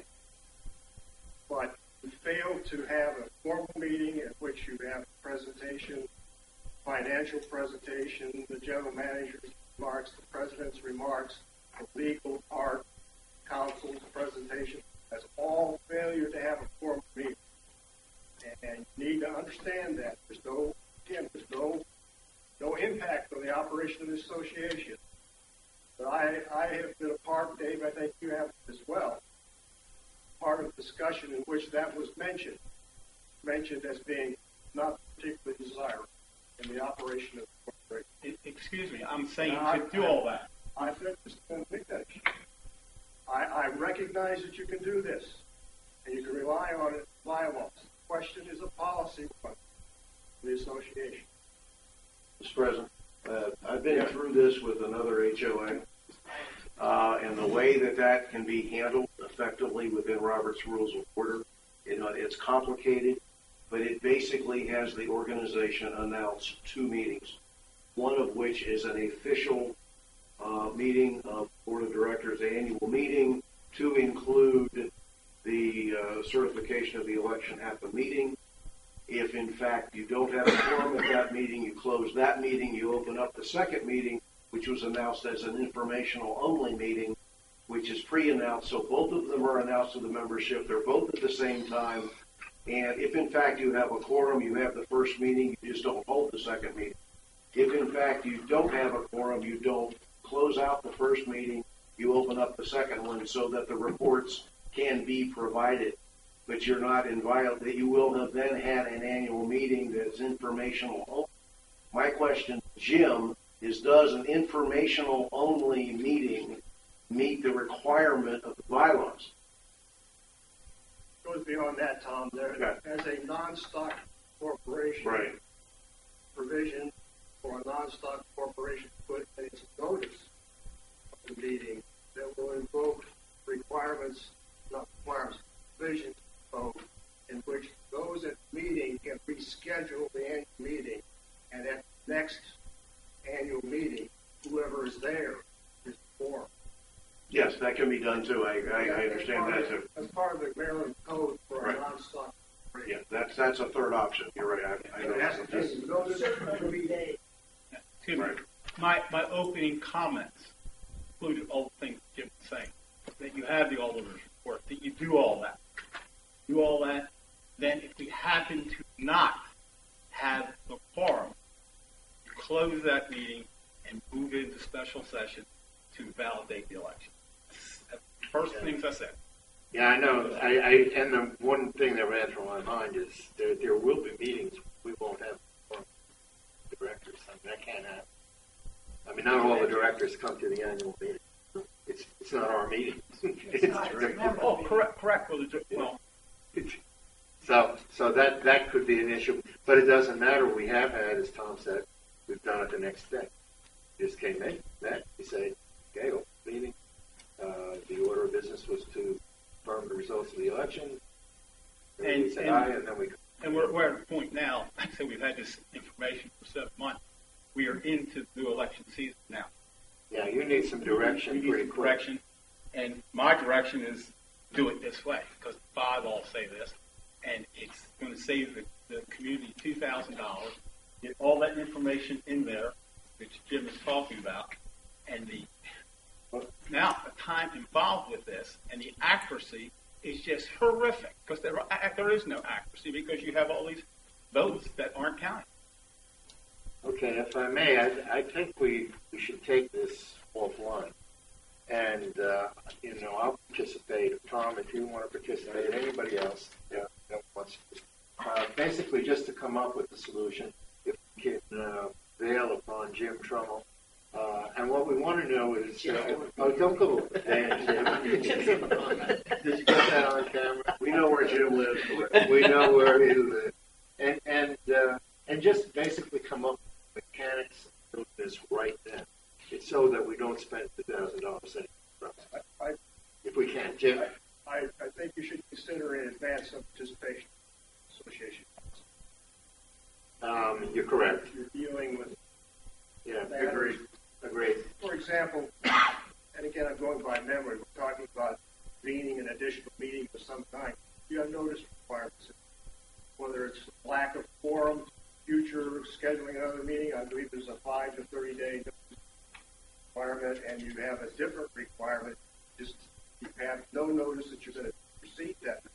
You have a different requirement. Well, again, whatever direction you're going to go is different from what you're doing now. Shouldn't the board be interested in why the votes aren't being counted?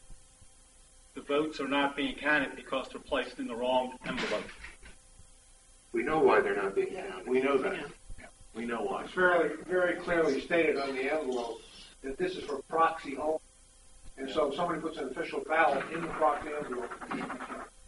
Oh, I see. Okay, can we offline try and arrange? I would like to be part of that. Oh yeah, no, you betcha. I got something like persuaded. Okay. Okay. So will we have a report by next meeting or? Before that, have to be done before that. We'll send it out by email. Here's what we want to do. Here's And then get a vote online. Get an online vote if we can. Good. Thank you. Thank you, madam and gentlemen. Okay, thank you very much, Bill. Nicely put.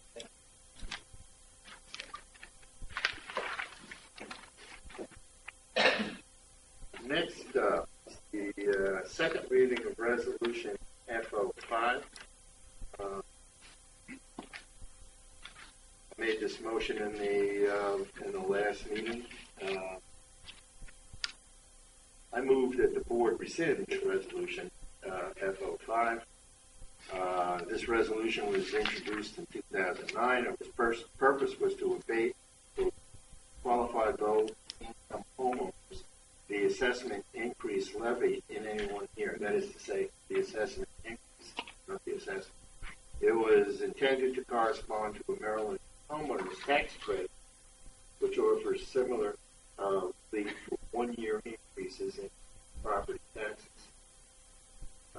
The authority is cited for the original resolution on the DRs, the charter, and bylaws, which required the board to set levy and charge against each member. What the resolution did not mention is that the charge must be uniform for all owners of the same specified class of property. There is no provision in the OPA governing documents to lower the rates of an individual homeowner for any other purpose. According to our comment, the number of people taking advantage of this may be as many as 7 or 8, and only when the increase is in any way significant, which doesn't happen every year. This year, including last year. So this is the second reading of the resolution. It's been posted for the required number of days. And do I have a second to the motion? Second. Any further discussion by the board? All those in favor of the motion? Aye. All opposed? Done.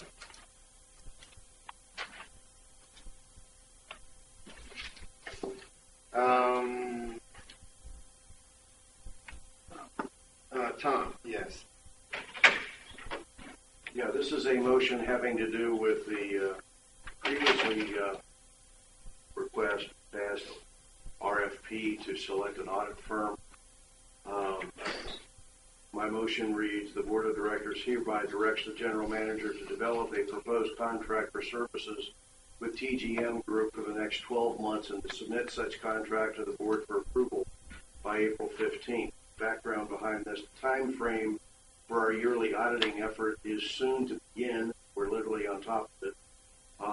And there is not enough time to perform a sufficient RFP process at this point in order to get this work done. Effects of the motion, it establishes TGM Group as our auditing company for the next 12 months and gives time frame for an effective RFP to be planned and executed. That's my motion. Second discussion. And do you have an amendment to your own motion? I mean, I thought. No, basically, my point, and I think Pat's point as well in the beginning of the meeting, was that the agenda for the meeting read as if this motion was going to call for the release of the RFP. In fact, it was deferral of the release. We're deferral to not get into the agenda language, and that was the only reason. Oh, I'm sorry. Yeah, that was just to clean that up. My motion is actually deferring the RFP until it's done effectively. And it has to do with the time frame. We're right on top of having to do with the audit, and you don't want your auditing firm not under contract while they're doing that work. Very critical. But and under discussion, and like the splash pad, this is a 7-month-old request. 7 months ago, we asked the general manager to prepare an RFP for an audit firm. And he did. I haven't seen it. He did it and submitted it to the board.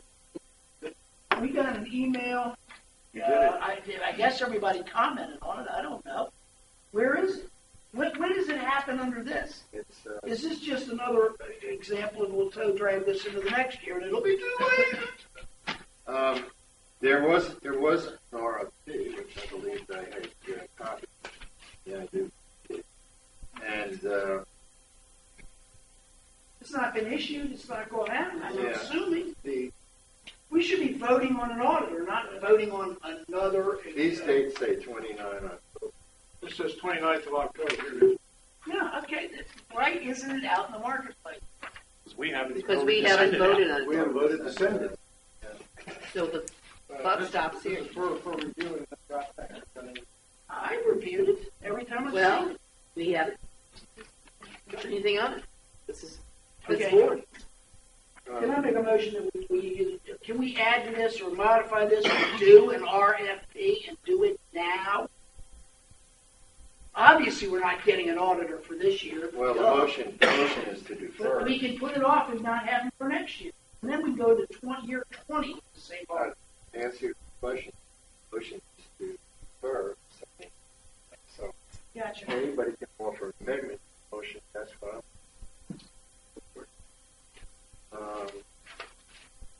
I propose the following.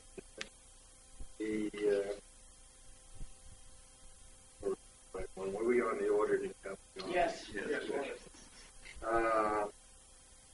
I propose that we did add to the motion, directs general manager to prepare for release a request for information interest to local area auditing firms within the next month. Submit to the board for approval a copy of the request, a list of the intended recipients. In other words, let's kick this a little bit further down the road. It doesn't say that we're, motion as it stands still holds for the reasons that it still holds. It's too late one way or another. I'll accept that amendment. Could you repeat that, please? Yeah, I'm not sure I got it. It's a request for information. Here it is. Directs the general manager. Directs the general manager to prepare for future release to area accounting firms a request for information regarding an interest in providing auditing services to the Ocean Ponds Association. Further, this motion directs the general manager to submit a draft of the request and a list of prospective recipients at the next regular board. And then it would go on to read, and to develop a proposed contract for TGM to serve the land. Yeah, I mean, the point would be that if, first of all, we'll get the information in as to what it is we're sending. Now, this is the request for information. It's not a request for proposal. So basically, we'll be getting input from, to see what's out there. And to see what's out there and to see who's interested. Is the author of this Which motion, I don't I have know. no problem with that, as long as we get a company under contract for 12 months so they can do their work. We can do it our buyout problem. Yeah. I need clarification, I'm sorry. Okay. I just want to be sure I understand what you're saying, Tom, that we're going to go ahead with the TGM company this year for the auditing. And then you're asking Dave, with the addition to this motion, the GM to Do it our prepare what? It's basically, it's basically a request for information. Who's interested in doing this? Give us information on your company. Why would you be interested? Who would be interested in Who would be being interested in okay. being that company? All right. Whatever information they send. But we're not actually sending out the RFP. Well, excuse me, there has been an amendment without a second. Yes, you're correct. I'm just trying to All right, so understand. that is now seconded the amendment. We're in discussion of the amendment to the motion. I want to add another minute. Why did we come up with 12 months? That just gives the board an opportunity to whistle past the graveyard. Why don't we say September 15th? Why would we give them another year? When we really, they may get it for another 3 or 5 years. I don't know how long we get into these. But we need to do our diligence, see what is out there. And Would a contract period not be for a year? Isn't that logical? Yeah. I mean, a contract period would be for a year for the county. You're looking at a year's worth of records. Their job is done when they hand over the audited results for 2015, which we'll have in our hands if they're on time 2 weeks before the annual meeting. Well, It's not true. This is not true. Board interacts with them throughout. Yeah, we interact with them constantly. I don't think that's the point. The Point is that if this motion is for the audit of next year, starting May 1st. Is that not correct, Tom? No, it's basically to get an audit firm under contract so that they can, and if you want to make it 9 months, I don't care what the months is. Well, It's just, let's get somebody under contract. if it were 9 months, then how would we get a final report to the auditors? Maybe we could, I guess. But Question is, Look, let me explain the 12 months since it's been raised up. We are at the point of the beginning of the audit for the company. You get the company under contract, and then you do the RFI, and at the end of that contract, you will have had the time to do the work to decide who it is you want to re-up with, virtually right where we are next year. So the bottom line is 12 months gets you a year, it gets you prepared, and it ends prior to when you have to start the next audit.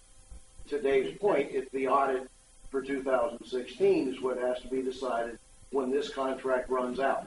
So 12 months makes sense to me and gives us time to do the RFP, which was not, no action was taken by this board to get that done for this year. quick question, Bob.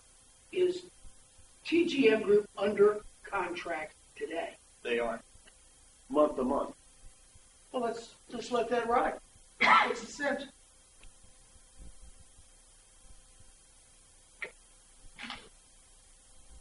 What's the exercise for? Let it ride.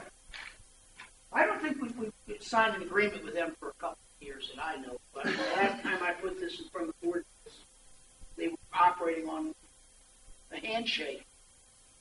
To clarify, I don't know if it's month to month or for the year. I will certainly pull a copy of the contract Monday and can email you all the exact terms of the current contract.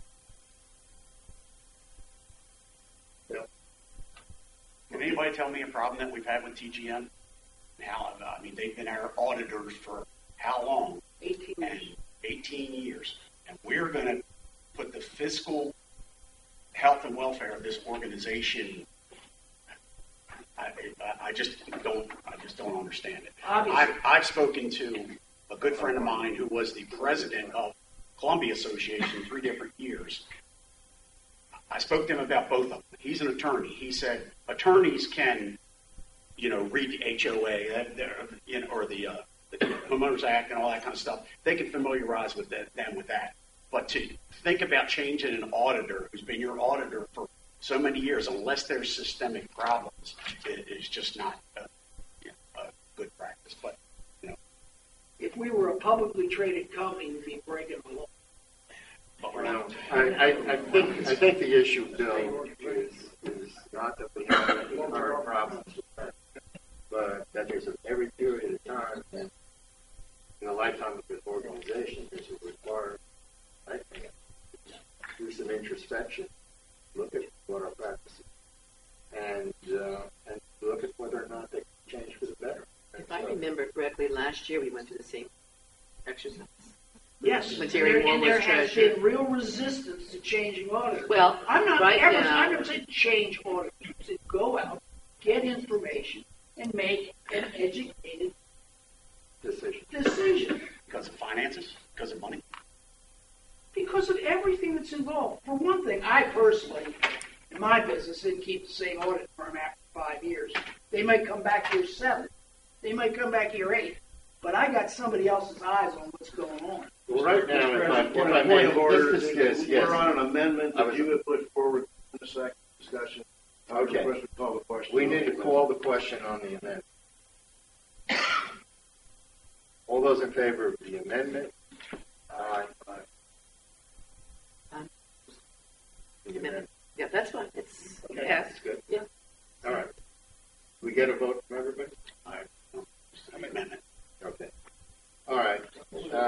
Now we go to the main question. Whoa, Mr. wait a minute. We didn't, I have no idea what that vote was. 4-2. Michelle, do you have the amendment down? You can read it back. All right, so can we just make sure, did you catch it? Did not. I didn't get Marty's at first, now he's for. You're for it? So Yeah. it's 4-2. Okay, thank you. Thank you. I always had the same issue. I wasn't Yeah, that's sure why I if we was were 3 asking. or 4-2. I'm not sure I'm for We do have to have a the vote. overall. All right. Okay, well, by the way, you don't have to. I know. Roll it, keep moving. Okay, now I'm going to call the question on the main motion. All those in favor? Aye. Aye. Opposed? I'll go on. I disagree. Okay, the main motion passes unanimously. Okay, we're going to move on to the next motion, which is relative to legal support. Same Do modification. you want to read the motion, Tom? This is Pat. Pat. The board of directors hereby directs the general manager to develop a proposed contract for services Williams, Moore, Shockley, and Harrison LLP, WNSH, for the next 12 months, and to submit such contract to the board for approval by April 15th. The background is some people question that the expertise exists within the OPA board or staff of the OPA to develop and or evaluate an RFP for the selection of the lead from the OPA. My foot went to sleep, I'm sorry. Hold on. The foot went to sleep. Wait a minute, you always get on your knees. No, and you don't get pull upset. yourself down. That's fine, I'm okay. But it's my left foot that may go back again.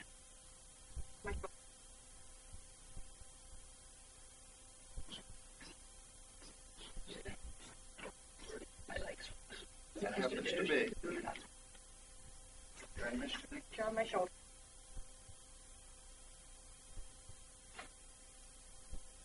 Okay. Seems like I think I can fall. Yeah, grab attention. Oh, yeah. Go with the big bang. Where are you going, Ben? Bathroom.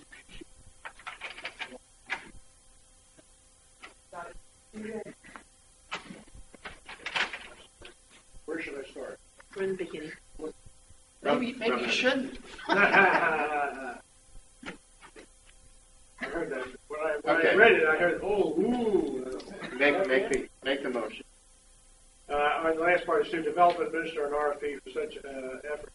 For our specific skills need to come from consulting firms who can effect a complete and successful assessment. The effects of the motion is to establish WNSH as our corporate leader for the next 12 months. Let's second that. Discussion. First question is, Pat, Yes. who questions the expertise that exists in Ocean Plunge order staff? Well, let me answer that to the extent that Bob asked me to assist him, and that was the one RFP I had not really worked a lot on. Now, I'm not a lawyer, and I looked at sample RFPs, which I sent in what I had, and he did his level best. do something. But when I say that, I'm not sure that answer all the questions you asked. We're members of CAI. I have the book sitting in my library, and it tells you exactly how to. I said it.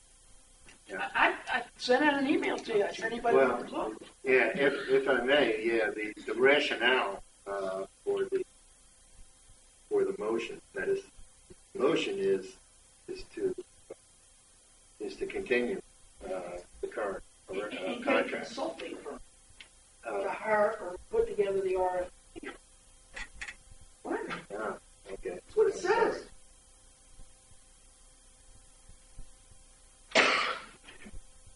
You wrote this. Where did you come up with that? Well, consulting firm, CAI. Is that I got a pamphlet. Pamphlet, you know. And they have boilerplate. Look, no, excuse me if I may. No, the motion doesn't say that. Okay, it's background. Yeah, that's just background. So we may not agree with background, but that doesn't affect necessarily what we think about. I'm going to offer an amendment to the motion, no surprise, which is exactly the same amendment I offered to the other, which directs the general manager prepare for future release to area. Oops, it looks familiar. I've got the same legal firms. A request for information and interest to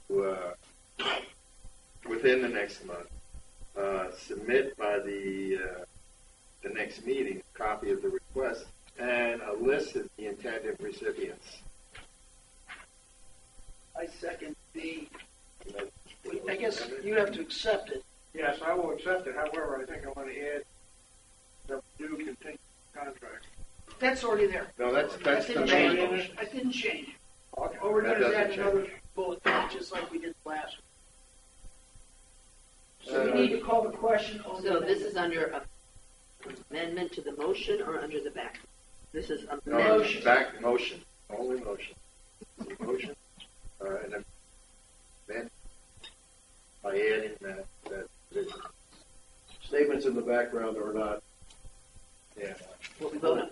That's what I was just wanting to understand where he was putting this, that's all. So we're now in discussion on the amendment to, and again, I will state my opinion. I think the RFI is probably a very good step. So Pat, I agree with that. All right, I'll call the question. All those in favor of the amendment, say aye. Aye. Opposed? Who knows? Now we'll move on to the main motion. All those in favor of the main motion, say aye. Aye. Opposed? None.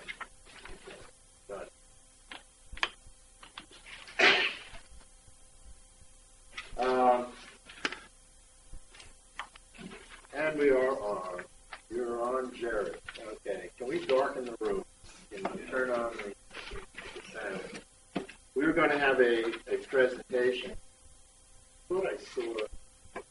Hey, Maroney, you're in the room someplace. Yeah. He's hiding in the front row. Oh, yeah. This is. I'll introduce this by saying this has been a continuing effort. This largely Ted Maroney and Jerry Aveda. And this is just an update to the board, a progress update on where we are and where we're going.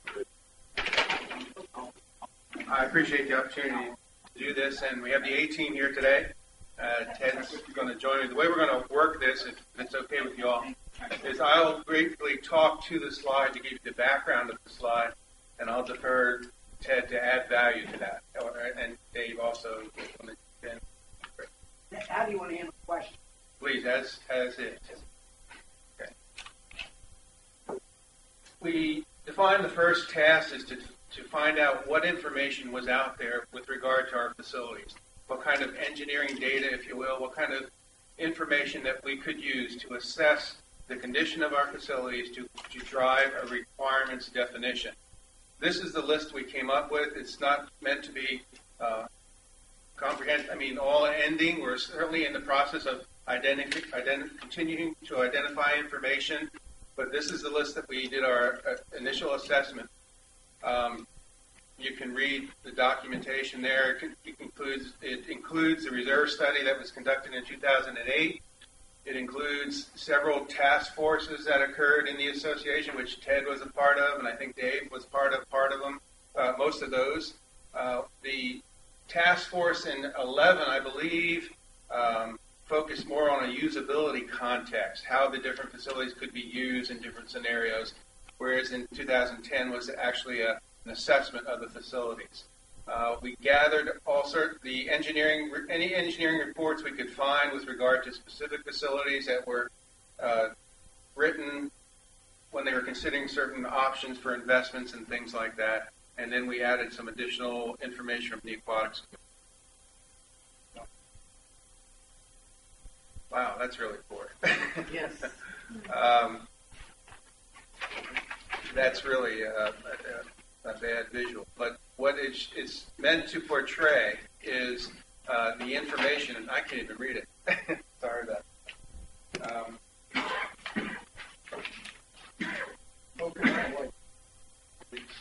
What's that? Focus it.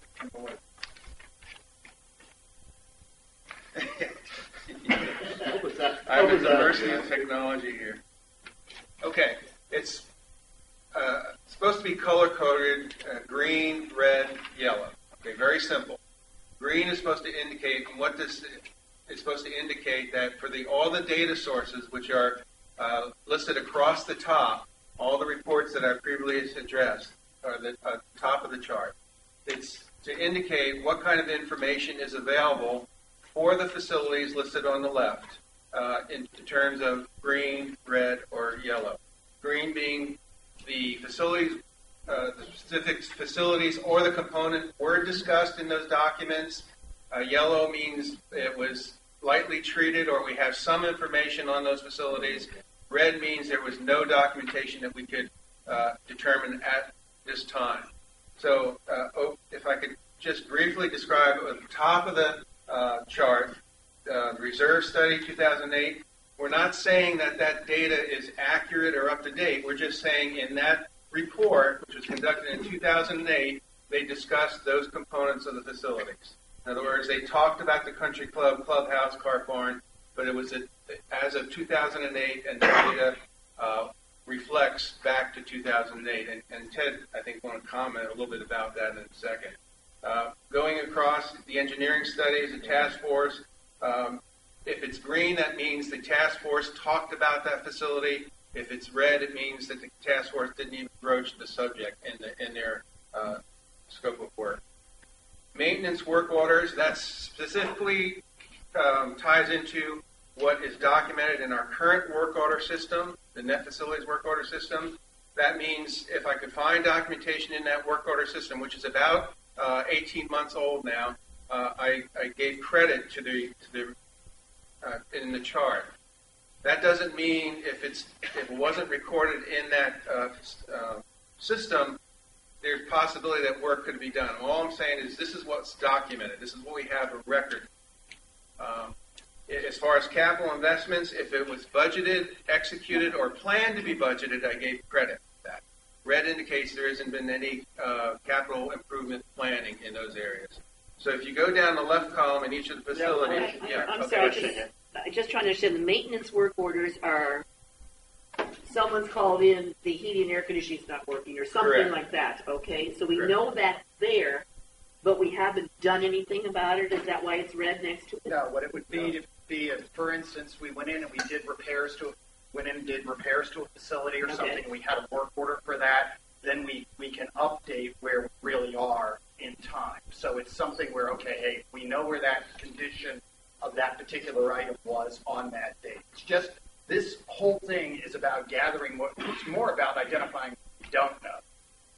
And the work order says, okay, hey, we may have replaced an HVAC system. Therefore, we need to rely on the most recent information because we don't want to be going off a reserve study in 2008 if in 2013 we already took care of the problem.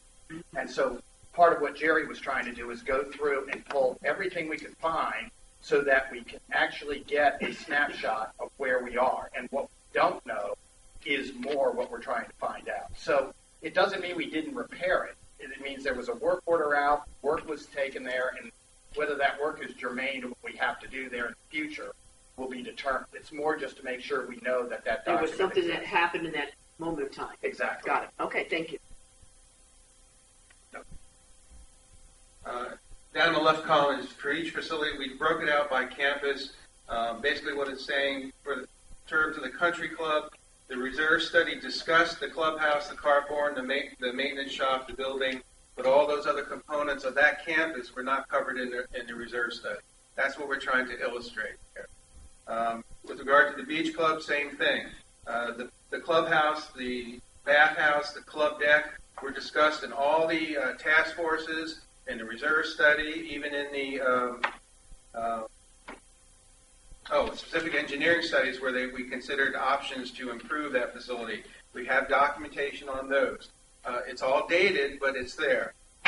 With regard to the pool deck, and pump room and parking, there's no what I would call engineering documentation. However, in that area, we have done investments in those. So, that's what that's trying to say. With regard to the yacht club, pretty much I code that all as defined because we have a brand new club, we have the engineering drawings, we have all that. The only thing that was really eliminated from that process, because we've also upgraded the tanks and the marina and the marina house, but the marina boat slips, the actual finger docks, there's no documentation on that. We really have not done much. So that's what that's saying. Okay. Boathouses. The fuel, correct. And that's being repaired as we speak.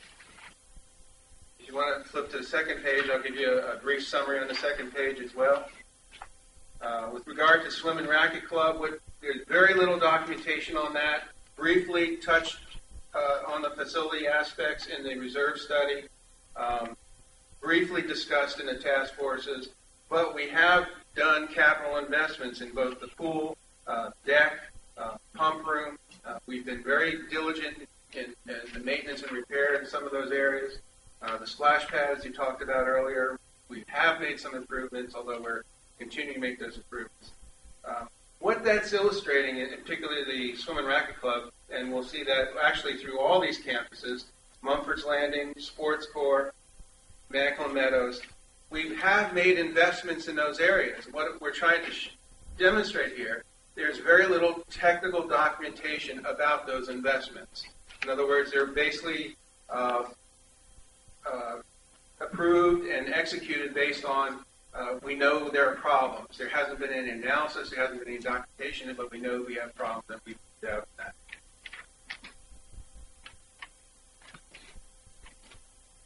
Any questions on that?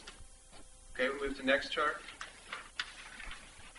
And you see as we go along, the red and yellow gets more dominant. White Horse Park, bridges. We have lots of engineering data on the bridges because the county actually does inspections on those bridges every other year. So we have those reports going back 6 years. In my office, we probably have more information than that. But we've not maintained the investment in that analysis. This is what that's trying to illustrate. In other words, we haven't implemented the fixes that's been recommended. Jerry, the Route 90 tunnel, is that state? That's not county.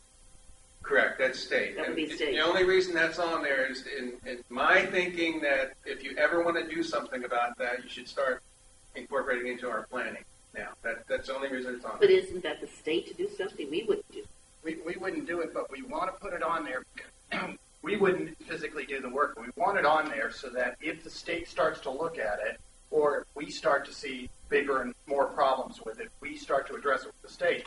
More importantly, we want to control or at least influence whatever the fix is there. For instance, we've got to run our ladder truck all the way around. We can't run our ladder truck from one end to the other end. We've got to go out on 589 to get in. So if they go to fix that, we at least want to have some input there. Yeah, Marty. There was a whole pile information in detail that underpass and turnover agreement. At one point, those lands committed, people that owned those lands were under a commitment for the cost of that underpass. Not the road, the state puts in a new road, we're off the hook. But somewhere in those documents, I don't know whatever happened, there was a cost attributed to the remaining lands. This is before Balfour, might have been before Chase. And if a developer came in and bought the 800 undeveloped acres, they were buying that underpass responsibility. Are we sure that we're off the hook? Don't know. Don't know. That's a good question. That's the first time I've ever heard of that. So since you're an old guy, you've been here forever. That's good. No question. So what you've done is you've given Jerry a task to go try to track down the turnover. I have turnover that's addressed. Okay. So can you get a copy to I'll Jerry? try. That's in a Tupperware somewhere in my garage. Okay. But we didn't know that. So if you've got information on that or any of the other stuff, it'd be helpful. Get it. We've already talked. I may have some things he doesn't have. We haven't found them. Okay. Yeah, and that invitation is open to anybody. If you know other documentation in your past experience that's out there, please, give it to us. We'll be happy to incorporate it. I did want to comment. We do have $175K in the current 16 budget for bridge repair, and we have done some preliminary work in estimates and things like that. But for instance, for the bridge on Ocean Parkway, we've looked at what it would cost theoretically to replace that bridge. Wanted to do that. The BSR rating is on to the place where we can pursue that at this stage. We're talking probably $400,000 for the superstructure and another $400,000 for the substructure. So we really need to start planning in that area, I think, aggressively. Another question like that. I may be wrong, but I know they're doing a lot of water and sewer work right in that neighborhood. I didn't see them putting new water and sewer hanging lines like they had before across that bridge, did I? I believe there's been some discussion on that. If I may, they're going to put some temporary, they're not going to be the permanent ones. They recognize that the bridge needs some work. I just hate to see them make a big investment in something. Yeah, Page 1 of the last bridge report basically says. Yeah, no, good catch. They're doing the minimum they need to until the final decision on what to do with the bridge. That's the county. The last point I wanted to make with regard to roads and bulkheads, we've done continued investment in those areas. There is some analysis done in both those areas. I think Ted and I have talked at length. Our opinion is I think we could do a little more aggressive engineering analysis in those areas, and that's all we're trying to show. Okay. So these are our conclusions after getting through that exercise. The reserve study does address many of the facilities. However, it does not do it in a comprehensive fashion. In other words, there are a lot of components of a particular campus that were not included in the reserve study that was conducted in 2008. So that really needs to be updated and expanded. The engineering data is very limited. When engineering data, we're talking about that kind of stuff, architectural, structural, mechanical, MEP, that kind of data which we kind of really gravitate to is very, very limited in terms of our facilities. Much of the data we have, the output from the task force is really anecdotal. It's pictures, charts, descriptive reports, and that's really, it's good, but it doesn't give us data in a measurable form, and that's the basis of a requirement. We're striving for a requirements-based CIP. A requirement has to be measured. It cannot be anecdotal. So that's the whole genesis of this whole thing. We're striving to measurable data that we can characterize our facilities and then build the requisite project documentation to go forward in that area. Project data very limited in terms of those kinds of things, performance standards, specifications, etc. Again, this is not showing up very well, but we're trying to suggest and portray here there's a synergy between the planning efforts that the board has talked about, what we're trying to do here, and what you'll hear more about in a minute on the comprehensive plan. Each one has an interrelationship. The reserve study will give the CIP critical information if the reserve study is shaped accordingly and appropriately, and it gives us that information.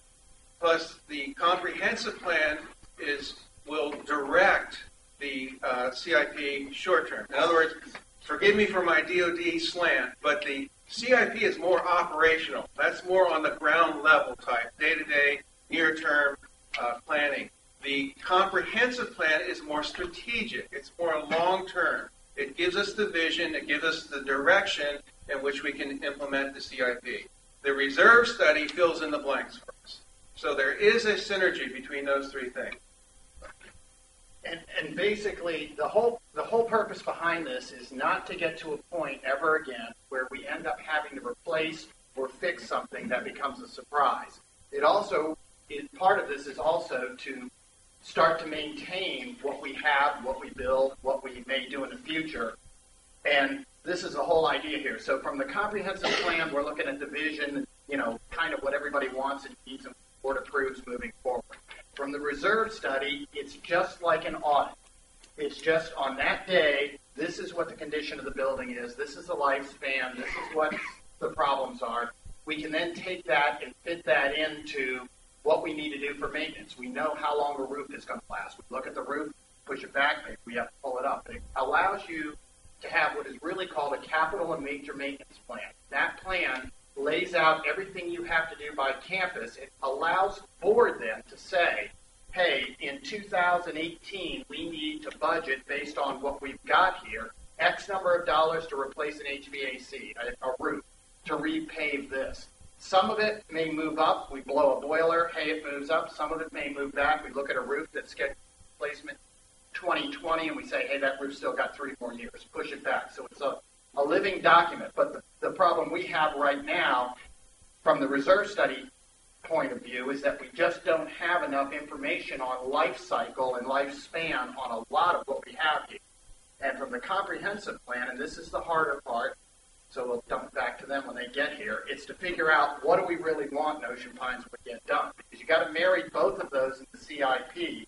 CIP, as Jerry said, is basically taking what we have, what we want, and melding them together to try to get to the maximum place. So that's kind of what we're doing as far as this goes. You can't see the little arrows that go between all of this on this version. And my question is, what you're doing is looking at a snapshot of what we have existing in Ocean Ponds. So would the CIP be for the future dreams, the visions of what we see it to be in the future of something maybe we don't even have right now? Both, because the vision future going forward, it comes out of this comprehensive plan. This is what we want. What we're going to do is we're going to take this reserve study and say there's a maintenance component to this that we haven't really ever had. That is, when you get to a board meeting and you're looking at a budget, rather than saying, okay, hey, we've got a problem out here, we have to repave the parking lot, we will have a list of what stuff is coming up. Some of it we may be able to push back. Some of it we may say, hey, we weren't supposed to replace that for 3 years, we'll move up. But it's a planning thing. So from what we currently own, the CIP will be a planning document on maintaining it. From the future needs, if somebody says we want to put a helipad in over there, we will try to figure out the requirements, the needs, is it really needed? And that's where the working groups and the other stuff in the community comes into it to come up with it. Everything has to go back through the board. What we're trying to do, in particular on maintenance and what we own, is to allow the board, through this reserve study, through figuring out where we are, to know every year we need, year 1 we need 280,000, year 2 we need 50,000, year 3 we need 700,000, so they can figure out how they want to fund this to do it. And the idea is, short term, you may actually have more maintenance costs and more costs per year than you do now. Long term, if the building lasts, if we maintain it, if we take care of it, long term you may have less cost, and we don't reach the day where all of a sudden the cart barn's fallen down because we haven't taken care of it for 20 years. We're gonna start to look at that kind of stuff. And just before we leave this, if I can use the metaphor, the comprehensive plan is sort of the locomotive. They're setting the direction. They're pulling the train. We follow up with the CIP following those tracks that are laid. you'll hear in a few minutes from Dr. Derricker that the comprehensive plan effort is not going to be a report. We're going to bring forth a model that can be adjusted year to year. And that adjustment year to year will shape the CIP update year to year. So what we're portraying here is a living cycle. We're not portraying a set of documents that as soon as they're done, they get on the shelf and get dusty. We're describing a process that will be a continuum and will have the feedback into the community and back to the community and shape the CIP, the investment process in the future. That's what we're trying to do here. We're still trying to feel our way, and there's a lot to it, like Ted was saying, because what falls out of that is the near-term maintenance issues. It becomes apparent, and Dave and Ted and I have had this conversation over and over again. Well, what if we see this that we have to fix now? That's part of the fruit of the process. And so that shines a light on the near-term exigent requirements.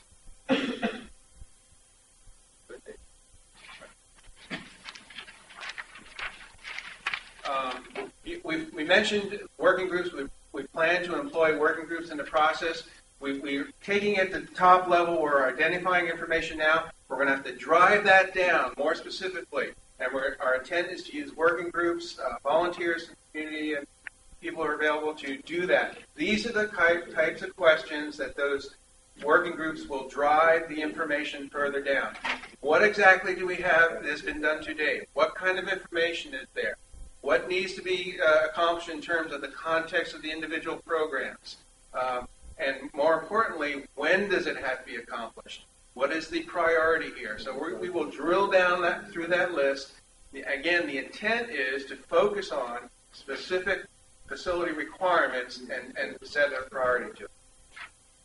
Let me also say, because this goes to two things. One, people were talking about getting the community to say what they want, what they don't want, what they need. That's part of the working group thing. On the other hand, you have to be careful when you form working groups, because if I'm a tennis player, I'm going to build Flushing Meadows here. That's going to be my thing. And if I'm a golfer, I want to have, whatever I can get. So so that's why the comprehensive plan and where we actually stand with the structure in its life has a large part of this, okay? And the idea is by the time we get to the working groups to have narrowed the requirements and the scopes there, to tie it with the vision and to tie it with the need. And when we get to the working groups, it's more getting the community to get their input in to say, hey, if you're going to build a brand new pool out in the middle of the field here, we'd like it to have X, Y, Z, A, B, C. So it's more of getting the community input and buy-in on it, because you always have to be careful with working groups, because everybody wants the latest and greatest, and the people volunteer for working groups based on where their heart is, okay? So I would do the same thing.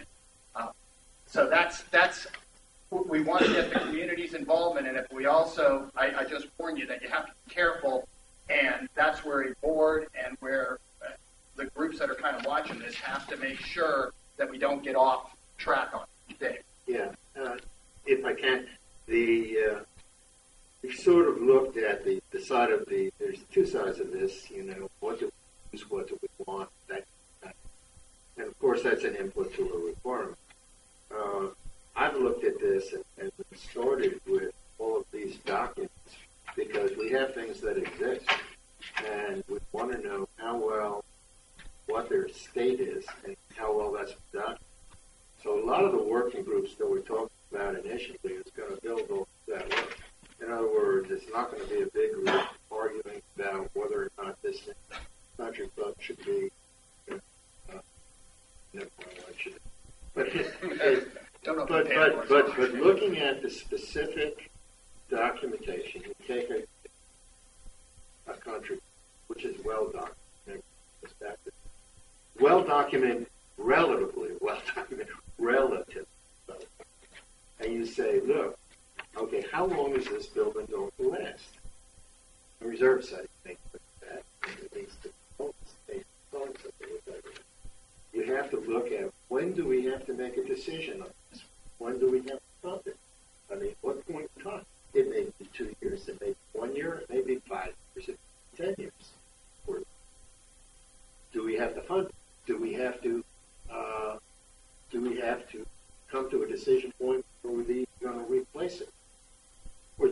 major renovation on it, or just do simple replacement of components. Is there a different maintenance plan or schedule that we have? So those are the decisions. Now, those are not, you sort of have on the other side of the coin, you have people like, what's the best use? And so that'll stem out of to some extent, and to user groups will have that input.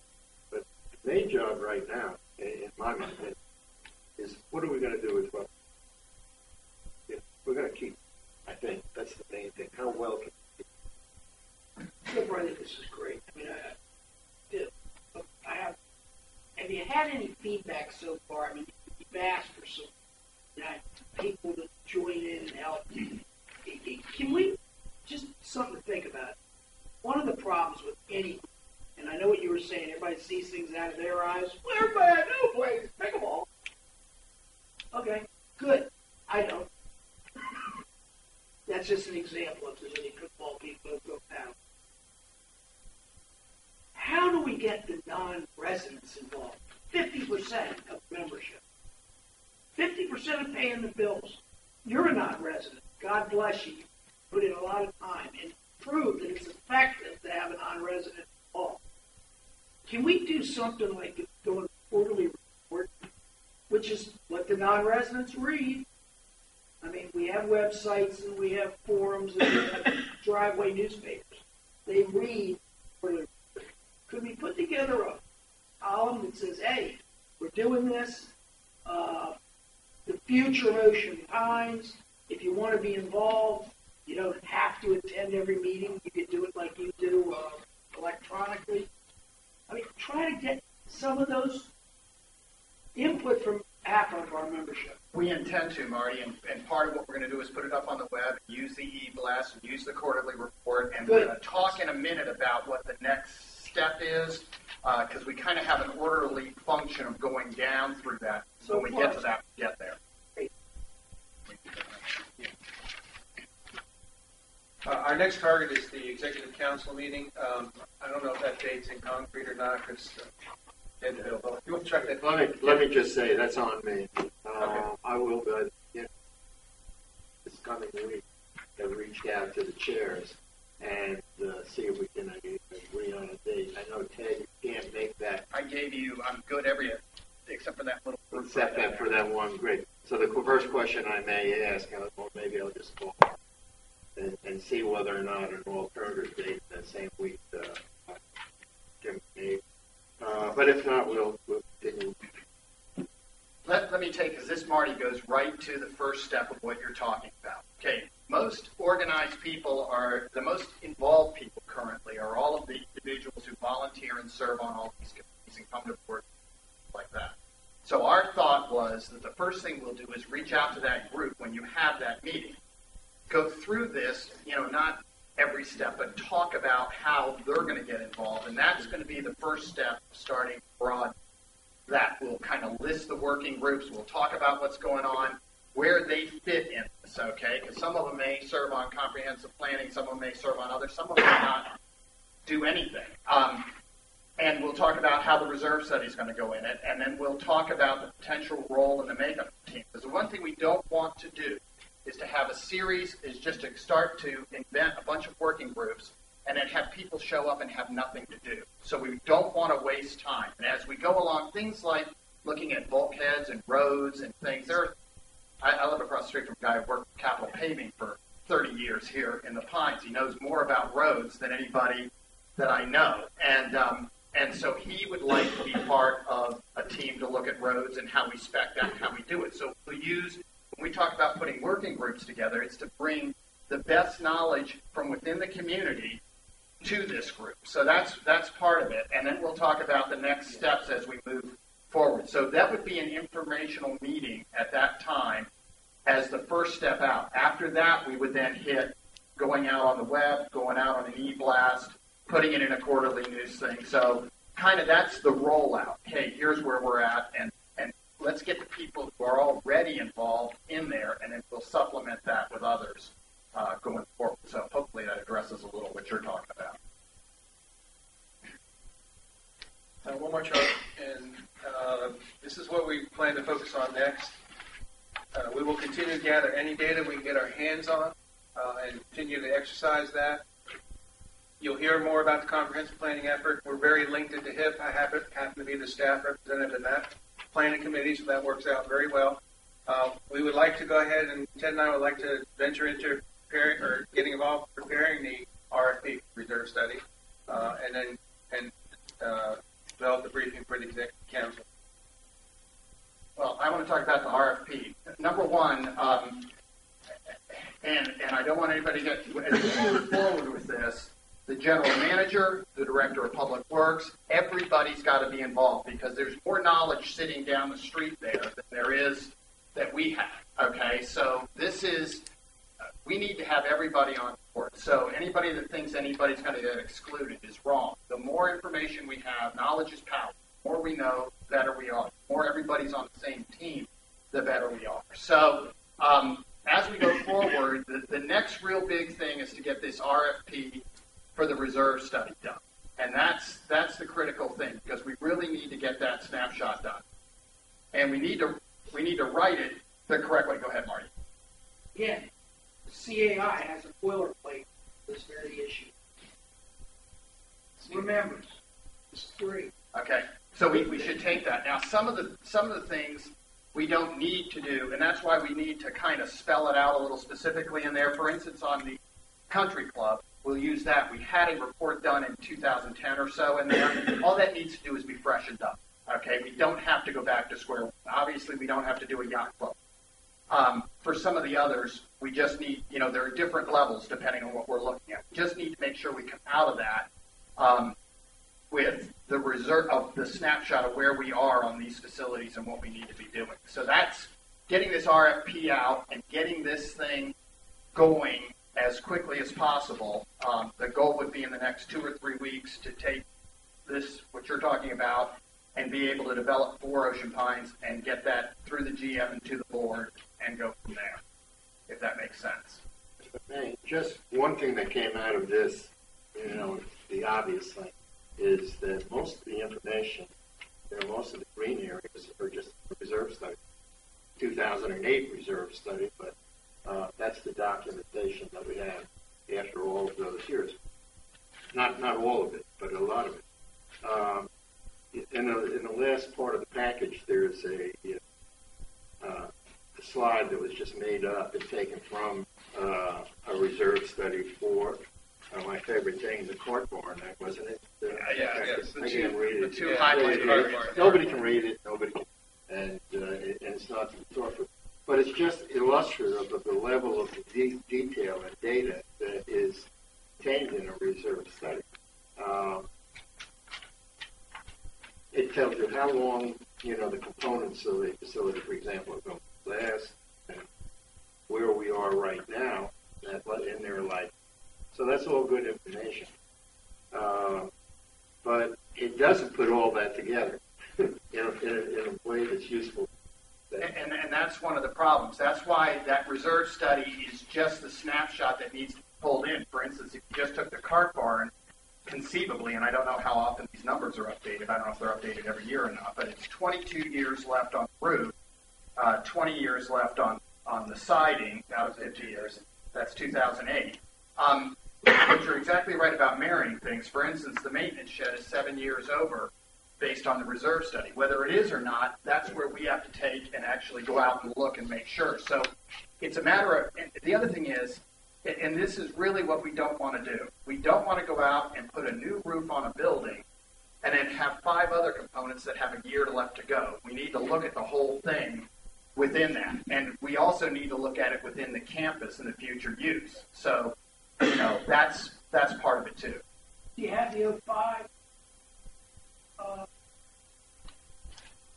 reserve study? I do not. I do. I'll get it to you.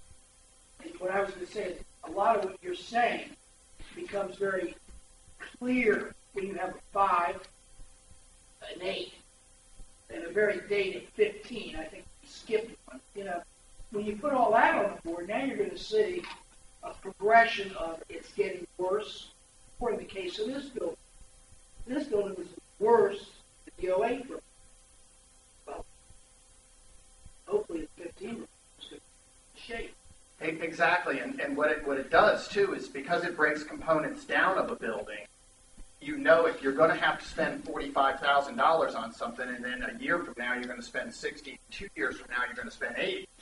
Are you better off in doing one major whack, even though a little bit may be ahead, than not? And so that's when we talk about the planning part of it. It's trying to be smarter in what we do, and also identifying the major maintenance items that have to be done. HVAC systems, boilers, roofs, siding, parking, and all of that stuff. So it's, I hate to tell you this, it's there's a lot of work to getting the whole thing pulled together because it's just enormous amount of stuff. But the big thing right now for us is comprehensive planning to get their stuff together and us to get this reserve study done, because other than adding the information Marty has, we're going to come to a pretty much of unless it's falling down thing until we get both the reserve study and we get the vision out of comprehensive plan.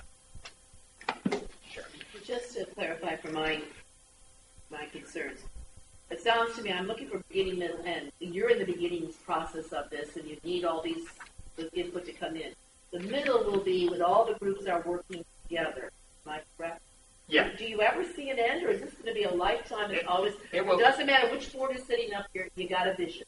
Yeah, it's going to keep going because what will happen is that as you identify every year, let's say, for instance, year one, we didn't need to do anything in this building. 7 years out, the roof or something else comes up, or somebody says, hey, we need a second gym, or whatever it might be. I say that with Marty out. Okay? We need a second gym, or we need to do something like that. Okay?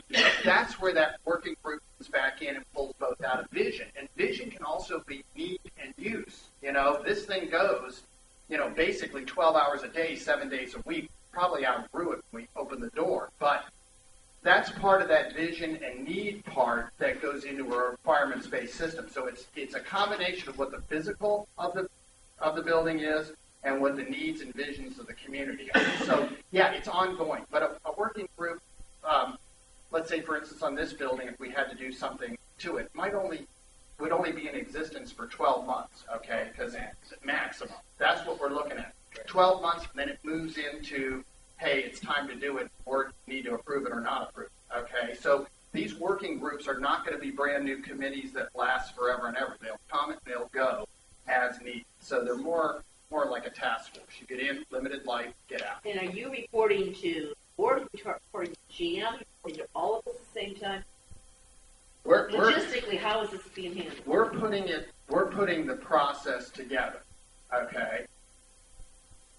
Technically, the way this is once this process gets together, it goes through the GM to the board. The board is driving getting the process built so that they have something that they feel they can rely on. Information. Dave, correct me if I'm off base on any of this. So that's the idea. Is once we get this thing pulled together, it goes here, it goes budget process, it goes there.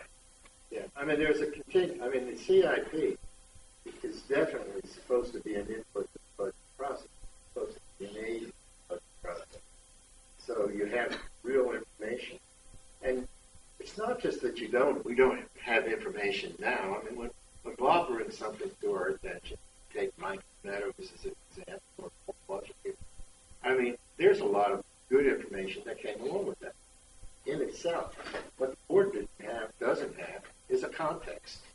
I mean, the context being all of the other things that still have to be done at the same time. And that's what the CIP does, and one of the things that it does. And the other thing is the CIP, a lot of what it will do will be input to the future, not the next, but will impact next. But that's not all. I mean, if somebody thinks at a certain point in time, well, we have to do this, we can ask the question, well, do we really have to do it now? Or can we put it off the budget? And I think the other thing that comes to this, though, is when you get ready to do something, you don't examine it in a vacuum like we do right now. When we've got a problem, we do it in a vacuum. But if we have to make a major repair or a major change to something, we can also, by having that CIP updated and keeping the reserve study updated and addressing those dollar amounts based on inflation there, we can actually say, okay, hey, we're going to replace X, and oh, by the way, if we're going to do it, maybe we need to accelerate and do it all at once because there's a better way of doing it. Part of looking at this stuff also is what's our maintenance costs going? What are our utilities? Is there a better way to do it utility-wise? Is there a better way to do it product-wise? Part of what comes out of the working groups and comes out of this CI, not so much out of the CIP, but out of the working groups as you start to implement it is, are we better off going with a different liner rather than replace the entire pool? Okay, those discussions come through there where aquatics is very involved in doing it, and that's where if we were going to do a pool, you would want some aquatics members on there. You know you're going to do the pool. Now, what's the best way? Where do we bring every bit of expertise in? So yes, it's got a lifespan going on forever, but limited. Bill. Are you coordinating now with the general manager? Because we have 30 pages of capital improvement plan just released last year that has dates, what we should be doing in the next 2 years, what we should be doing in the next 5 years, what we should be doing in the next 10 years, along with certain facilities and projected costs and all that. I mean, did we reinvent the wheel here for most of this? And then the reserve study will be another part of that. Where is this going to be used? Yeah, because Bob developed it using Jerry. So yes, we're gonna incorporate all that. It's not listed as a document, but there's also a lot of other stuff that isn't. For instance, we didn't list the Pile Foundation thing on the Swim and Racket Club as a document. There's all kinds of stuff that's sitting out there. That's part of it. And really what happens is once we get the snapshot of where everything is, then we need to pull this in. And this should really be going to the Comprehensive Planning Committee as well. Because, hey, here are some of the stuff we're looking at. Where do you see this in the vision of Ocean Pines? Okay? Because, that's the other thing, is that document ought to be shared with people that are coming up with the vision. And what's going to happen is when you get the reserve study, a lot of this is going to happen because the reserve study is going to validate that action. Okay? The reserve study is going to say, do that. Okay? It's going to say, if Bob says, for instance, hey, we need to place X, the reserve study will help us validate it along with the comprehensive plan. Or it may say, hey, there aren't enough requirements, there aren't enough needs for this, we need to push it back. And then that's a board decision. So, yeah, that is going to be part of it, but that's kind of ahead of us. Okay? That's as though we've already got the reserve study now. What we need to know is the snapshot. Because think about this.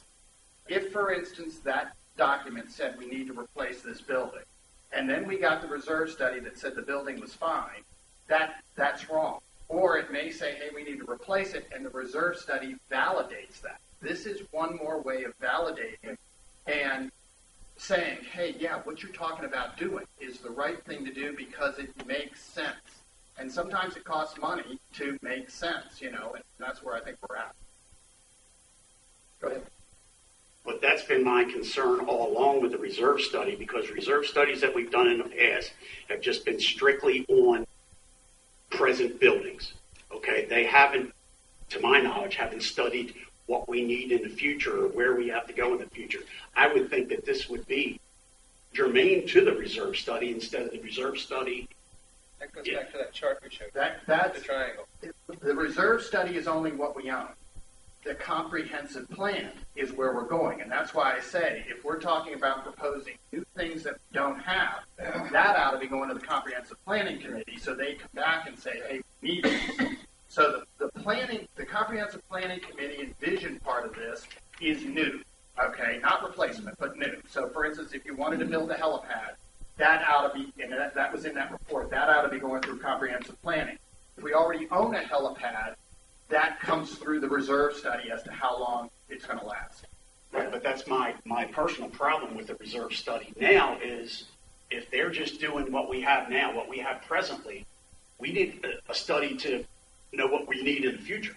And, replacing the country club, replacing the beach club. If that's not part of the reserve study, that's the part that It is part of the reserve study because what it's going to do is it's going to tell you, for instance, it's probably going to tell you that most of your HVAC systems are old. And whether we replace them or we upgrade it, that's part of it. So you'll know, when you look at it, you'll know, for instance, there's stuff in here that will tell you from 2008 that we had 1 year left of life. Now, we've still been using it, it may leak and it may patch, but that's the kind of stuff you'll get from here.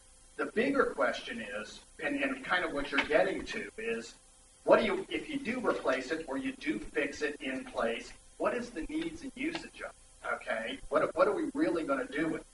And from our standpoint, sitting on CIP, if you choose to either do a major maintenance or a replacement, let's not just look at that building. Let's look at the rest of the campus to make sure we're doing it smartly and that we don't do one thing next year. So what you're saying is correct. Anything new that's proposed should be going to this comprehensive plan and coming out as the vision of where we need to get.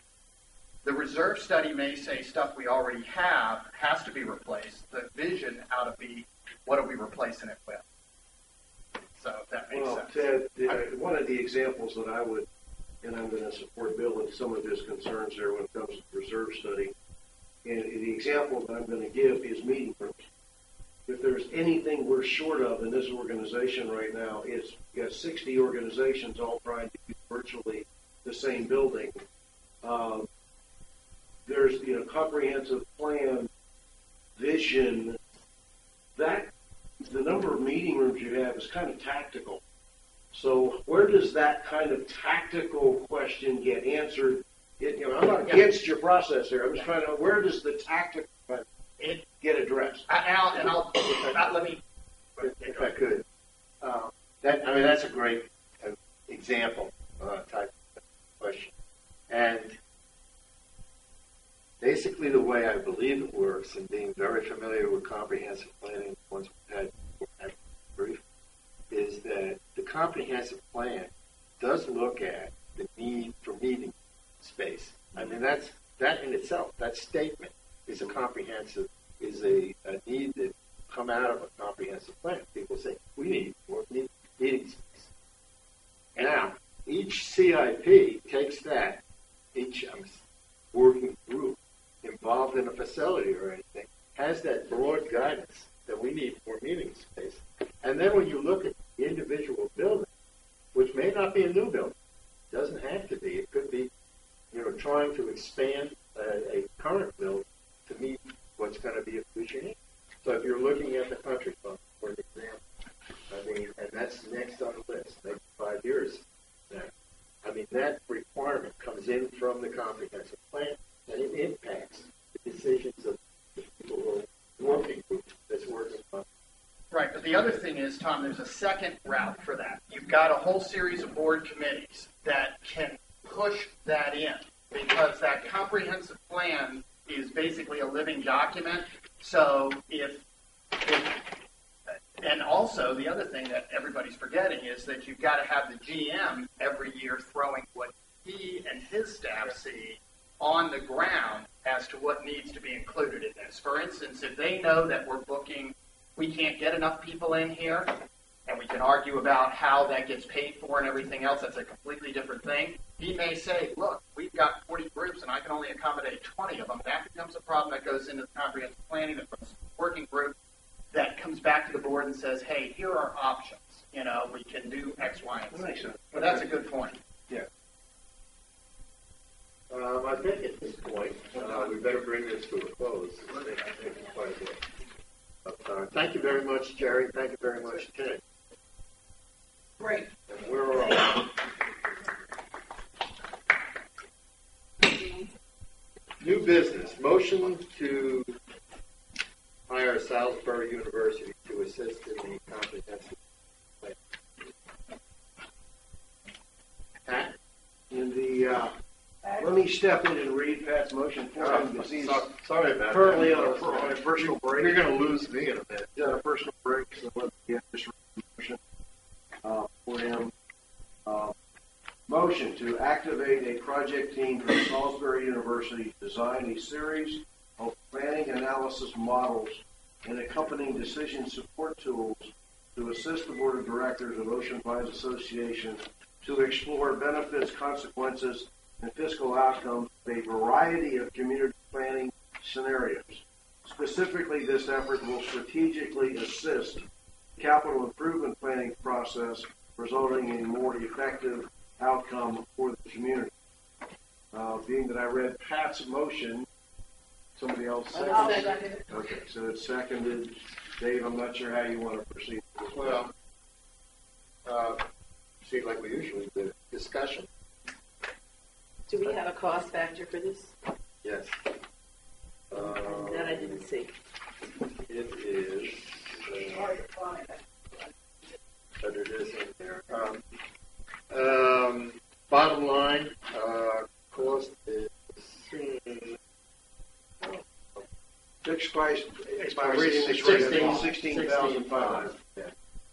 But there's sort of a breakdown beyond that of break to how it. Gotcha. So my discussion question would be, my question would be, is it in a budget? And if so, where? And I believe the answer is no. If I'm not mistaken. I don't think the ink is dry on the last budget. Well, as we discussed just before this meeting started, as you I guys think Pat know, was going to give all the background. he was. Yes. Yeah. Okay, let's Why don't we wait for Pat to return? can we jump up an agenda somewhere? Take a break. Take a break. Here's Take an a extra break. idea. That's good. Because my legs are crossed now and I don't know where. Okay, I'll call a 5-minute recess. Bingo.